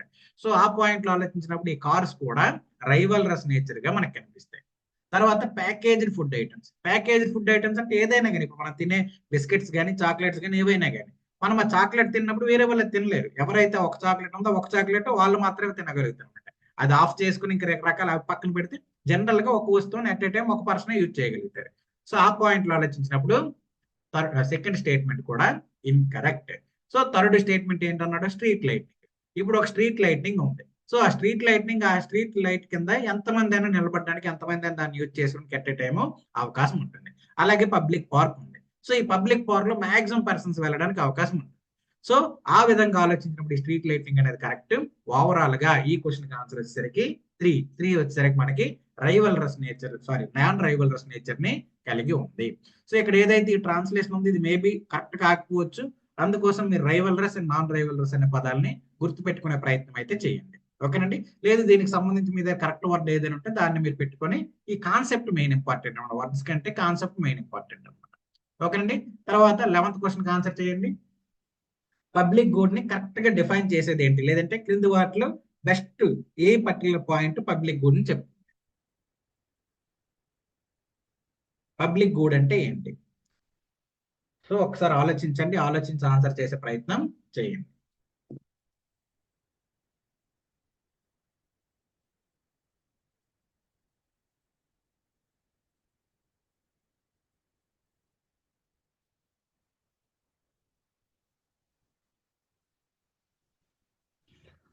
ఓకే, పబ్లిక్ గుడ్ అంటే ఏంటి అనేది ఇక్కడ మీరు ఆల్రెడీ రెడీగా ఉన్నారనుకుంటున్నాం.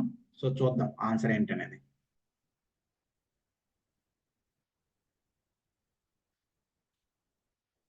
ఓకే, ఆన్సర్ చేయండి ఉన్న వాళ్ళు. సో ఆల్మోస్ట్ 100% యాక్యురసీ వచ్చింది. ఉన్న వాళ్ళందరూ కూడా ఆప్షన్ డి చూస్ చేసుకున్నారు. సో ఈ పర్టికులర్ క్వశ్చన్ కూడా answer D, non rival, non excludable అనమాట పబ్లిక్ గుడ్ అంటే. సో ఒకసారి మొత్తం ఈ types of especially public goods కి ప్రైవేట్ గూడ్స్ కొన్ని క్యారెక్టరిస్టిక్స్ ఒకసారి మనం చదువుకునే ప్రయత్నం చేద్దాం. సో దీంట్లో భాగంగా ఈ పబ్లిక్ గూడ్, ప్రైవేట్ గూడ్ ని డిఫైన్ చేసేది ఏంటంటే రైవల్రస్, నాన్ రైవల్రస్ అనే ప్రాపర్టీ, అలాగే ఎక్స్క్లూడబుల్, నాన్ ఎక్స్క్లూడబుల్ అనే ప్రాపర్టీ, ఈ రెండు ప్రాపర్టీస్ ని బేస్ చేసుకుని ఆ గూడ్స్ ని డిఫైన్ చేయడం అయితే జరుగుతుంది. సో దీంట్లో భాగంగా రైవల్రస్ ఏంటంటే ఎట్ ఏ టైం ఒక పర్సన్ కి మాత్రమే సాటిస్ఫాక్షన్ ఇవ్వగలుగుతాయి అనమాట ఆ గూడ్స్, వాటిని రైవల్రస్ అంటారు. నాన్ రైవల్రస్ ఏంటంటే ఎట్ ఏ టైం చాలా మందికి సాటిస్ఫాక్షన్ ఇవ్వగలిగేవి నాన్ రైవల్రస్. దాని తర్వాత ఎక్స్క్లూడబుల్ అంటే person can exclude someone from ఏదైతే ఉందో ఆ పర్టికులర్ ప్రొడక్ట్ లేదంటే ఆ వస్తువు యూజ్ చేస్తున్నారో అది యూజ్ చేసేటప్పుడు వేరే వాళ్ళు యూజ్ చేయలేరు, వాళ్ళని అక్కడ ఎక్స్క్లూడ్ చేసే పరిస్థితి ఉంటుంది అనమాట. సో ఆ విధంగా ఎక్స్క్లూడబుల్ ఉంటుంది. నాన్ ఎక్స్క్లూడబుల్ అంటే ఏంటంటే ఎట్ ఏ టైం ఎవరైనా యూజ్ చేసుకోవచ్చు, అక్కడ ఎవరిని ఎక్స్క్లూడ్ చేయడం అయితే ఉండదు అనమాట. సో ఈ విధంగా ఈ ప్రాపర్టీస్ ని బేస్ చేసుకుని private, public, club, common goods ని డిఫైన్ చేయడం జరుగుతుంది. సో దీంట్లో భాగంగా ఆల్రెడీ మనం క్లాస్ లో చదివాం, అందుకోసం కాస్త ఫాస్ట్ గా వెళ్దాం. సో ఎక్స్క్లూడబుల్ రైవల్రస్ గూడ్స్ అంటే ఏంటంటే private goods, non excludable rivalrous goods అంటే common goods. Club goods non rivalrous goods అంటే మనకి సారీ, ఎక్స్క్లూడబుల్ నాన్ రైవల్రస్ అంటే club goods, non excludable non rivalrous అంటే పబ్లిక్ గూడ్స్. ఈ టేబుల్ ఏదైతే ఉందో ఈ టేబుల్ మనం జాగ్రత్తగా గుర్తుపెట్టుకోవాల్సిన అవసరం అయితే ఉంటుందన్నమాట. ఓకేనా? ఇదండి ఓవరాల్ గా ఈ పర్టికులర్ క్వశ్చన్ కి ఆన్సర్ డి. సో అందరూ 100% యాక్యురసీతో పెట్టారు. So very good. సో తర్వాత క్వశ్చన్ ఏదైతే ఉందో ఆ క్వశ్చన్ కి ఆన్సర్ చేసే ప్రయత్నం చేద్దాం. 12వ క్వశ్చన్ కి ఆన్సర్ చేయండి. ఇంక్రిమెంటల్ క్యాపిటల్ అవుట్పుట్ రేషియోకి సంబంధించి ఇక్కడ క్వశ్చన్ ఇవ్వడం జరిగింది.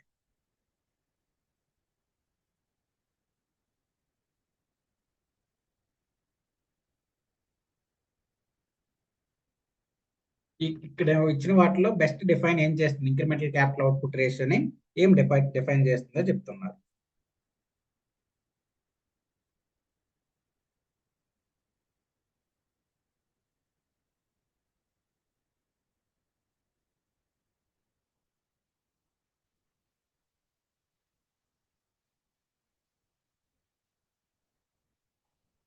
ఓకే, సో పోల్ లాంచ్ చేస్తున్నాను, ఆన్సర్ చేయండి ఉన్న వాళ్ళందరూ. ఎస్ అండి, మీరు ఏదనుకున్నారో పోల్లో పెడితే మిగతా వాళ్ళని మీరు కన్ఫ్యూజ్ చేయరు అనమాట. ఎందుకంటే వాళ్ళ ఓన్ ఐడియాస్ ఏవైతే ఉన్నాయో వాటిని పోల్లో ఆన్సర్ చేస్తారు. మీరు ఇక్కడ పెట్టారనుకోండి వాళ్ళు దానివల్ల కొంత ఇన్ఫ్లుయెన్స్ అవ్వడానికి అవకాశం ఉంటుంది అనమాట, అంతే, అంతకంటే ఏమీ లేదు.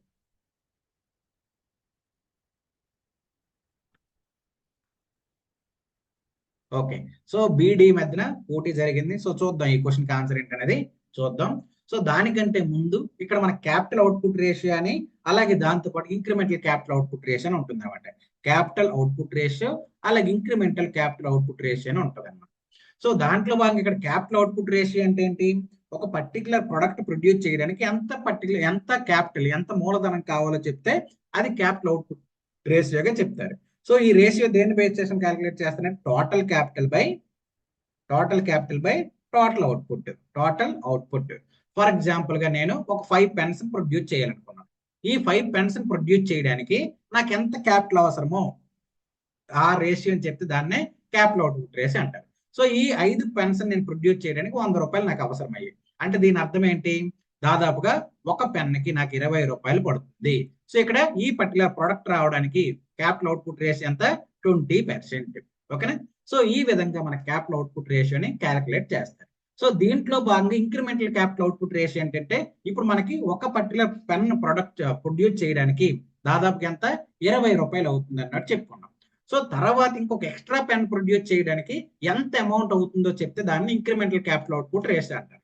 సో ఫర్ ఎగ్జాంపుల్ ఇప్పుడు ఏమైంది, 100 రూపాయలకి నేను 5 పెన్నులు ప్రొడ్యూస్ చేశాను.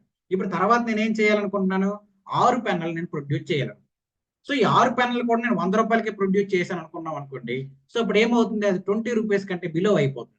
సో అక్కడ ఏమవుతుంది, ఇంక్రిమెంటల్ క్యాపిటల్ అవుట్పుట్ రేషియో అనేది లేదంటే క్యాపిటల్ అవుట్పుట్ రేషియో అనేది తగ్గిపోతుంది. సో క్యాపిటల్ అవుట్పుట్ రేషియో తగ్గిందంటే అర్థం ఏంటి, ఒక పర్టికులర్ ప్రొడక్ట్ ప్రొడ్యూస్ చేయడానికి చాలా తక్కువ డబ్బులతోనే మనం ప్రొడ్యూస్ చేస్తున్నాం. ఇంతకుముందు ఏంటి, ఒక పెన్ ప్రొడ్యూస్ చేయడానికి 20 రూపాయలు యూజ్ చేస్తే ఇప్పుడు ఒక పెన్ ప్రొడ్యూస్ చేయడానికి దాదాపు 18 రూపాయలు అలా యూజ్ చేయడం జరుగుతుంది. సో ఈ విధంగా ఎఫిషియన్సీ అనేది ఇంక్రీజ్ అవ్వడం కనిపించే పరిస్థితి అయితే ఉంది.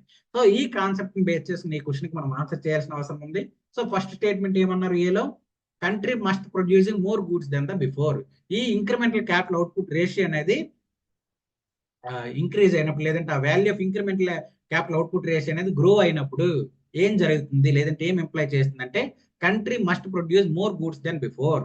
So incremental capital output ratio పెరిగిందంటే ఆ కంట్రీలో గూడ్స్ అనేవి ఇంతకు ముందు కంటే ఎక్కువ ప్రొడ్యూస్ అవుతాయి అంటున్నాడు. ఎలా ప్రొడ్యూస్ అవుతాయి, అవ్వవు కదా, ఎందుకంటే ఇక్కడ 5 రూపాయలు ఒక పెన్ను, 20 రూపాయలు ఒక పెన్ అయినప్పుడు 5 గూడ్స్ ప్రొడ్యూస్ చేయగలిగాం. ఇప్పుడు అది 20 రూపాయలు అయింది అనుకో 4 గూడ్స్ ప్రొడ్యూస్ చేయగలుగుతాం. అప్పుడు ఏమవుతుంది, గూడ్స్ అనేవి ప్రొడక్షన్ అనేది తగ్గిపోయే పరిస్థితి ఉంటుంది. సో ఆ పాయింట్ లో ఆలోచించినప్పుడు ఏ అనేది తప్పు. తర్వాత ఏమన్నాడు, B country has become more efficient in use of capital. So incremental capital output ratio లేదంటే క్యాపిటల్ అవుట్పుట్ రేషియో పెరిగిందంటే కంట్రీ లేదంటే ఆ పర్టికులర్ ఎకానమీ అనేది మోర్ ఎఫిషియంట్ గా ఉంది క్యాపిటల్ యూజ్ చేయడం అంటున్నాడు. ఎందుకు ఎఫిషియన్సీ ఉంటుంది, ఇంతకుముందు 20 రూపాయలు ప్రొడ్యూస్ చేస్తే 25 రూపాయలు మనం పెట్టాల్సి వస్తుంది. సో ఆ పాయింట్ లో చూపించినప్పుడు అంత ఎఫిషియంట్ గా అక్కడ వెళ్ళట్లేదని మనకు తెలుస్తుంది అనమాట. సో బి కూడా ఇన్కరెక్ట్ గా ఉంటుంది. దాని తర్వాత C country is in a situation of economic depression. So ఈ particular incremental capital output ratio పెరిగింది అంటే ఆ కంట్రీ ఎకనామిక్ డిప్రెషన్ సిచ్యువేషన్ లోకి వెళ్లే పరిస్థితి ఉంటుంది అన్నట్టు చెప్తున్నాడు. అలా ఏం లేదు, జస్ట్ ఆ ప్రొడక్షన్ కాస్ట్ అనేది పెరిగిన తప్పితే అది కంప్లీట్ డిప్రెషన్ లోకి వెళ్ళిపోయి దాని తర్వాత రిసెషన్ నుంచి డిప్రెషన్ అవన్నీ అయితే దానికి దీనికి అంత వెంటనే రిలేషన్ అయితే లేదు. ఇది బాగా పెరిగి ఇన్ఫ్లేషన్ అవన్నీ పెరిగి అప్పుడు మనకి రిసెషన్ లోకి వెళ్ళి డిప్రెషన్ లోకి వెళ్ళి ఇవన్నీ జరిగే కండిషన్ ఉంటుంది తప్పితే గానీ ప్రస్తుతం డైరెక్ట్ రిలేషన్ అయితే చాలా తక్కువగా ఉంటుంది. కాబట్టి థర్డ్ స్టేట్మెంట్ అనేది ఇన్కరెక్ట్. సో తర్వాత ఏమన్నాడు, efficiency of investment capital in the economy has gone down. So ఏమవుతుంది ఇక్కడ, క్యాపిటల్ అవుట్పుట్ రేషియో అనేది పెరగడం ద్వారా ఏమవుతుంది, ఎఫిషియన్సీ అనేది డిక్రీజ్ అయిపోతుంది. సో ఆబ్వియస్లీ ఇందాక మనము 20 రూపాయలకు ప్రొడ్యూస్ చేస్తే 25 రూపాయలకు ప్రొడ్యూస్ చేస్తున్నాం. సో దానివల్ల ఏమవుతుంది, ఎఫిషియన్సీ, ఆ ప్రొడక్షన్ ఎఫిషియన్సీ అనేది తగ్గిపోయే పరిస్థితి అయితే ఉంది. ఇంతకు ముందు తక్కువ డబ్బులు పెట్టి ఇప్పుడు ఎక్కువ డబ్బులు పెట్టే పరిస్థితి అయితే వస్తుంది అనమాట. సో ఆ విధంగా డి అనేది దీనికి కరెక్ట్ గా చెప్తుంది. ఓవరాల్ గా 12th క్వశ్చన్ కి ఆన్సర్ డి. ఓకేనండి, ఇది కాన్సెప్ట్. ఈ కాన్సెప్ట్ అర్థం చేసుకుంటే దీన్ని బేస్ చేసుకుని మన క్వశ్చన్ ఇస్తే ఆన్సర్ చేయడానికి అవకాశం ఉంటుంది. దాని తర్వాత నేషనల్ ఇన్కమ్ మెథడ్స్ ఏవైతే ఉన్నాయో దాంట్లో భాగంగా ఈ పర్టికులర్ క్వశ్చన్ కి ఆన్సర్ చేసే ప్రయత్నం చేయండి. జీడిపికి సంబంధించి క్వశ్చన్ ఇవ్వడం జరిగింది.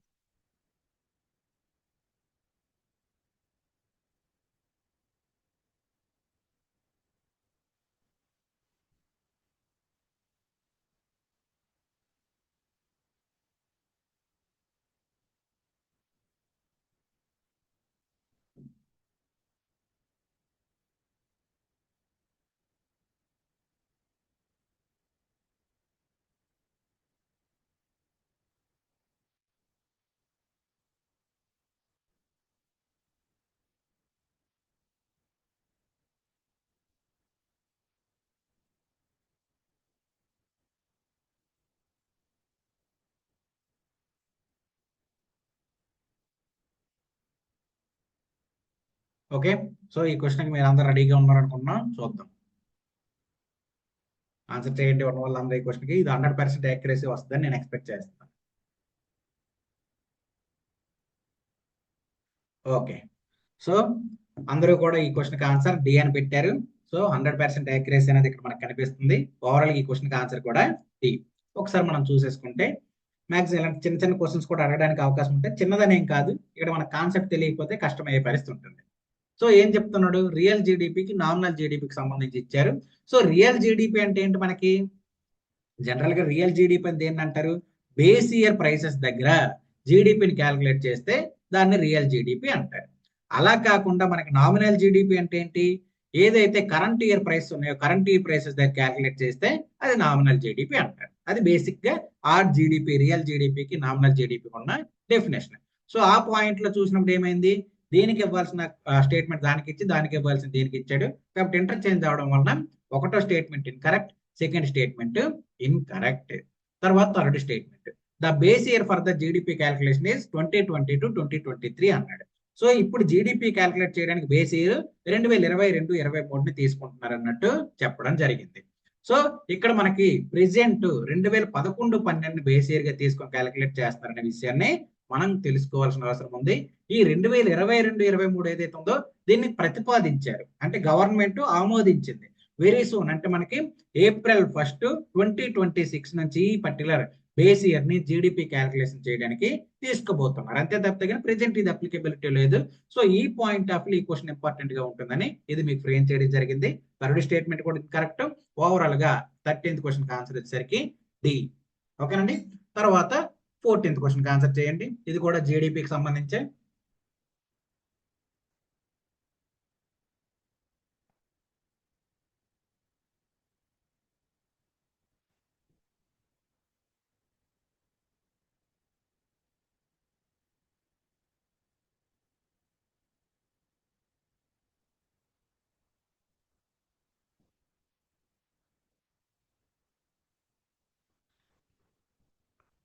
ఓకే, సో ఇది కూడా సింపుల్ దే కాబట్టి మీరు ఆన్సర్ చేసేస్తారు అనుకున్నాం. ఒకసారి చూద్దాం. మ్యాక్సిమం నేషనల్ ఇన్కమ్ అకౌంటింగ్ ఏదైతే జాతీయ ఆదాయ మదింపు పద్ధతులు ఈ సాఫ్ట్వేర్ ఏదైతే ఉందో దీని నుంచి చాలా బేసిక్ క్వశ్చన్స్ ఇస్తాడండి. కాకపోతే అక్కడ మనం ఆ కాన్సెప్ట్ ని జాగ్రత్తగా అర్థం చేసుకోవాల్సిన అవసరం ఉంటుంది అనమాట. జీడిపిలో డొమెస్టిక్ ఏంటి అంటే ఫర్ ఎగ్జాంపుల్ గా మనకి ఆ డొమెస్టిక్ టెరిటరీ అంటే ఏంటి, వాల్యూ అంటే ఏంటి, ఫైనల్ ప్రొడక్ట్స్ అంటే ఏంటి, గూడ్స్ అంటే ఏంటి, సర్వీస్ ఏంటి, అది తెలియాల్సిన అవసరం ఉంటుంది అనమాట. అది సింపుల్. అది తెలిసినప్పుడు ఈ పర్టికులర్ క్వశ్చన్స్ అన్నింటినీ కూడా ఈజీగా ఆన్సర్ చేయొచ్చు. So national income accounting methods నుంచి ఎన్ని క్వశ్చన్స్ వస్తే అన్ని క్వశ్చన్స్ మనం 100/100 చేయడానికి అవకాశం ఉంటుంది. సో ఓవరాల్ ఈ క్వశ్చన్ ఆన్సర్ ABCD 3 పెట్టారు, కాబట్టి దీనికి కాస్త మనకి అనాలిసిస్ అనేది అవసరం. చూద్దాం ఈ క్వశ్చన్ ఆన్సర్ ఏంటనేది. ఏమి ఇచ్చారు? How many of the following economic activities shall be accounted for while calculating the India's gross domestic product. So ఇండియాకి సంబంధించిన జీడిపి క్యాలిక్యులేట్ చేసినప్పుడు క్రింది వాటిలో దేన్ని క్యాలిక్యులేట్ చేస్తారు అన్నాడు అనమాట. సో క్రింది వాటిలో దేన్ని క్యాలిక్యులేట్ చేస్తారంటే అసలు జీడిపి డెఫినేషన్ మనకు తెలియాల్సిన అవసరం ఉంది. సో జీడిపి డెఫినేషన్ అంటే ఏమనుకుంటున్నాం మనం? Final the value of final goods and services produced within a domestic territory. So ఇక్కడ మనకి 3 key terminologies important. So value, ఈ పర్టికులర్ జీడిపి అనేది దేన్ని బేస్ చేసుకుని చెప్తారు? ప్రొడ్యూస్ అయిన గూడ్స్ అండ్ సర్వీస్ యొక్క వాల్యూని బేస్ చేసుకొని. ఆ గూడ్స్ అండ్ సర్వీస్ ఏంటి? అన్ని రకాల గూడ్స్ అంటే only final goods, intermediate goods కాదు. ఇది మనం జాగ్రత్తగా గుర్తుపెట్టుకోవాలి. సో ఆల్ గూడ్స్ కాదు, ఇంటర్మీడియట్ గూడ్స్ కాదు, ఫైనల్ గూడ్స్ మాత్రమే జీడిపి క్యాలిక్యులేషన్ లోకి తీసుకుంటారు. తర్వాత డొమెస్టిక్ టెరిటరీ అన్నాడు. సో ఇక్కడ డొమెస్టిక్ టెరిటరీ అంటే ఇండియాకి సంబంధించింది ఏదైనా డొమెస్టిక్ టెరిటరీ. సో ఇక్కడ మనకు డొమెస్టిక్ టెరిటరీ అంటే ఇండియా భూభాగం ఏదైతే ఉంది, మ్యాప్ లో భాగం ఎక్కడైతే మనకు ఉంటుందో అదంతా కూడా డొమెస్టిక్ టెరిటరీలోకి వస్తుంది. First point. దాని తర్వాత ఏంటి? ఇండియాకి సంబంధించిన ఏవైతే ఇండియన్ బేస్డ్ కంపెనీ కానీ, ఇండియన్ బేస్డ్ ఆ పర్టికులర్ ప్రొడక్ట్ కానీ, లేదా ఇండియన్ బేస్డ్ వెజల్స్ కానీ, షిప్స్ కానీ, ఇవన్నీ కూడా ఇండియన్ టెరిటరీలోకే వస్తాయి. అలాగే దాంతో పాటుగా ఇండియాకి సంబంధించిన ఎంబసీస్, కాన్సులేట్ జనరల్ ఆఫీసులు అనేవి వేరియస్ కంట్రీస్ లో ఉంటాయి. అవన్నీ కూడా ఇండియా జీడిపిలోకే వస్తాయి, ఇండియన్ డొమెస్టిక్ టెరిటరీలోకి వస్తాయి. సో ఈ డెఫినేషన్ మనకు తెలియాల్సిన అవసరం ఉందన్నమాట. So domestic territory point of view చూసినప్పుడు ఇవన్నీ వస్తాయి. సో ఈ 3 పదాలకి మనకు మీనింగ్ కరెక్ట్ గా తెలిసినప్పుడే ఈ క్వశ్చన్స్ కి ఆన్సర్ చేసే పరిస్థితి ఉంటుంది. సో దీంట్లో భాగంగా మనం చూసుకుంటే air India service between different countries. ఇక్కడ ఏమంటున్నాడు? ఎయిర్ ఇండియా అనేది ఇండియా నుంచి పాకిస్తాన్కి, ఇండియా నుంచి బంగ్లాదేశ్కి, ఇండియా నుంచి చైనాకి వెళ్తుంది. దాని ద్వారా వచ్చే ఆదాయం ఏదైతే ఉందో ఆ ఆదాయము జీడిపిలో క్యాలిక్యులేట్ చేస్తారు అన్నట్టు ఇక్కడ మనకి చెప్తున్నాడు. సో ఇది జీడిపిలో క్యాలిక్యులేట్ చేస్తారా లేదనేది జాగ్రత్తగా ఆలోచించాలి. ఏమని చెప్పుకున్నాం? డొమెస్టిక్ టెరిటరీ అని చెప్పుకున్నాం. లేదా ఈ పర్టికులర్ ఏదైతే సర్వీస్ ఉందో అది ఇండియాకి చెందిందా కాదన్నది మనకు తెలియాల్సిన అవసరం ఉంది. సో ఇది వేరియస్ కంట్రీస్ మధ్య తిరిగినప్పటికీ ఇది బేస్ ఎక్కడ ఉంది? ఎయిర్ ఇండియాకి బేస్ మన ఇండియాలోనే ఉంది. ఇది ఏ కంట్రీకి సంబంధించిన కంపెనీ? ఇండియాకి సంబంధించిన కంపెనీ. సో ఇండియాకి సంబంధించిన కంపెనీ బయట దేశంలో ఆదాయాన్ని ఆర్జిస్తుంది. అది ఆబ్వియస్లీ జీడిపి క్యాలిక్యులేషన్ లోకి వస్తుంది, ఎందుకంటే అది it's comes under hour domestic product అనమాట. సో ఆ పాయింట్ లో చూసినప్పుడు ఒకటో స్టేట్మెంట్ అనేది కరెక్ట్ గా జీడిపి క్యాలిక్యులేషన్ లో యాడ్ చేస్తుంది. ఓకే. తర్వాత second, revenue earned by the USA embassy in India. మన ఇండియన్ ఎంబసీ వేరే దగ్గర ఉన్నప్పుడు అది మన డొమెస్టిక్ టెరిటరీలో అయినప్పుడు, వేరే వాళ్ళ ఎంబసీ మన దగ్గర ఉన్నప్పుడు అది మన డొమెస్టిక్ టెరిటరీ ఎలా అవుతుంది? అది వేరే వాళ్ళ డొమెస్టిక్ టెరిటరీలోకి వెళ్తుంది. సో ఇప్పుడు యుఎస్ఏ ఎంబసీ ఇండియాలో, ఫర్ ఎగ్జాంపుల్ ఢిల్లీలో యుఎస్ఏ ఎంబసీ ఉంటుంది. ఆ ఢిల్లీలో ఉన్న ఎంబసీ దగ్గర ఏదైతే అమౌంట్ జనరేట్ అవుతుందో, ఏదైతే రెవెన్యూ జనరేట్ అవుతుందో అదంతా కూడా అమెరికా జీడిపిలోకి వెళ్తుంది తప్పితే ఇండియా జీడిపిలోకి రాదు. అదే ప్లేస్ లో అమెరికాలో ఉన్న మన ఎంబసీ ఏదైతే ఉందో అది ఎర్న్ చేసేదంతా కూడా మన జీడిపి క్యాలిక్యులేషన్ లోకి వస్తుంది. ఇది మనకు తెలియాల్సిన అవసరం ఉంది. సో సెకండ్ స్టేట్మెంట్ అనేది ఇన్కరెక్ట్. తర్వాత థర్డ్ది, a second hand car purchased in India.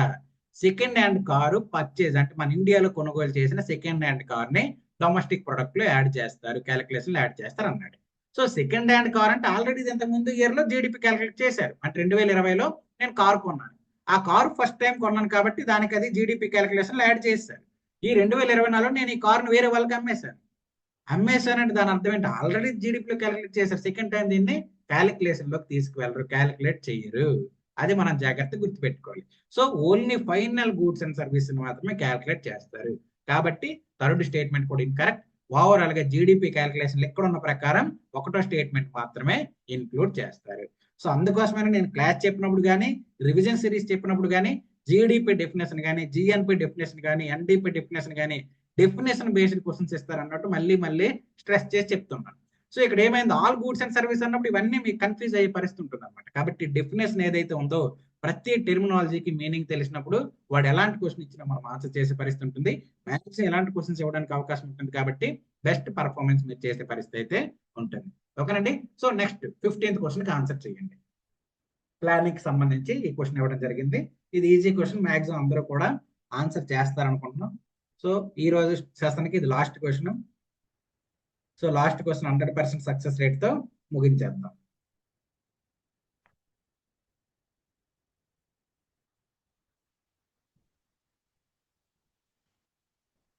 Okay. So 15th question కి ఆన్సర్ అందరూ కూడా బి అని పెట్టారు. ఎస్ ఆబ్వియస్లీ ఈ క్వశ్చన్ కి ఆన్సర్ బి గా మనకు కనిపించే పరిస్థితి ఉంది.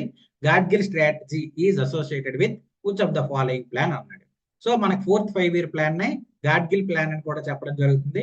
ఆ పాయింట్ లో చూసినప్పుడు ఇక్కడ మనకి గాడ్గిల్ ప్లాన్ అనేది కరెక్ట్ ఆన్సర్ గా 4th 5-year ప్లాన్ ని ఇండికేట్ చేస్తుంది. ఈ 4th 5-year ప్లాన్ వచ్చేసరికి మనకి 1969 నుంచి 1974 బిట్వీన్ ఇంప్లిమెంటేషన్ లోకి తీసుకురావడం జరిగింది. సో దీంట్లో భాగంగా ప్రధానంగా సెల్ఫ్ రిలయన్స్ మీద ఎక్కువగా ఫోకస్ చేస్తూ మన దేశంలో ఇంపోర్ట్ ఏదైతే ఉందో ఇంపోర్ట్ సబ్స్టిట్యూషన్ డెవలప్ చేయాలన్నట్టు ఈ ప్లాన్ అనేది తీసుకురావడం జరిగింది. అయితే ఈ ప్లాన్ ఏదైతే ఇండో పాక్ వార్స్ అలాగే దాంతో పాటుగా ఆ టైంలో వచ్చిన డ్రాట్ కండిషన్స్ వీటి వలన అంత సక్సెస్ఫుల్ గా రన్ అవ్వడం అయితే జరిగింది అనమాట. ఇది ఓవరాల్ గా ఈ 15th క్వశ్చన్ కి ఆన్సర్. ఐ థింక్ ఈ 15 క్వశ్చన్స్ కూడా మీకు చాలా వరకు ఉపయోగపడ్డాయి అని అనుకుంటాను. సింపుల్ ఈ క్వశ్చన్స్ నేను ఎందుకు ఫ్రేమ్ చేసి ఎందుకు ఇచ్చానంటే ఆ వే ఆఫ్ థింకింగ్ డెవలప్ చేయడానికి ఇచ్చాను. అది మీకు పర్ఫెక్ట్ గా అర్థమైంది. ఈ విధానంలో మీరు వెళ్తారని అనుకుంటున్నాను. సో ఈ పర్టికులర్ ఏదైతే 1 hour 1.5 hours స్పెండ్ చేశారు కదా, ఈ టైం మీకు ఫ్రూట్ఫుల్ గా ఉపయోగపడింది అనుకుంటున్నాను. ఒకవేళ మీకు ఇది రివిజన్ లాగా ఉంటే రివిజన్ లాగా తీసుకోండి. కొత్తగా ఉంటే ఏవైతే స్ట్రాటజీస్ ఏవైతే వే ఆఫ్ అప్రోచెస్ తెలుసుకున్నామో వాటిని ఇంప్లిమెంట్ చేసి 40 days ప్లాన్ చేసుకోండి. ప్లాన్ చేసుకుంటే డెఫినెట్ గా గ్రూప్ 2 ఎగ్జామ్ ఏదైతే ఉందో ఆ ఎగ్జామ్ లో సైన్స్ అండ్ టెక్నాలజీకి ఎకానమీ నుంచి వచ్చే క్వశ్చన్స్ ని మనం బెటర్ గా అటెంప్ట్ చేసే పరిస్థితి ఉంటుంది. ఓవరాల్ గా 80 నుంచి 100 మినిమం 80 వాడు ఎలాంటి పేపర్ ఇచ్చినా గానీ మినిమం 80 స్కోర్ చేసి 100, 110, 120 కూడా సాధించే పరిస్థితి అయితే ప్రయత్నం అయితే చేద్దాం. ఓకేనండి. ఐ థింక్ ఈ సెషన్ మీకు యూజ్ అయింది అనుకుంటున్నాను. Thank you so much. మళ్ళీ ఫర్దర్ గా ఫ్యూచర్ లో వేరే సెషన్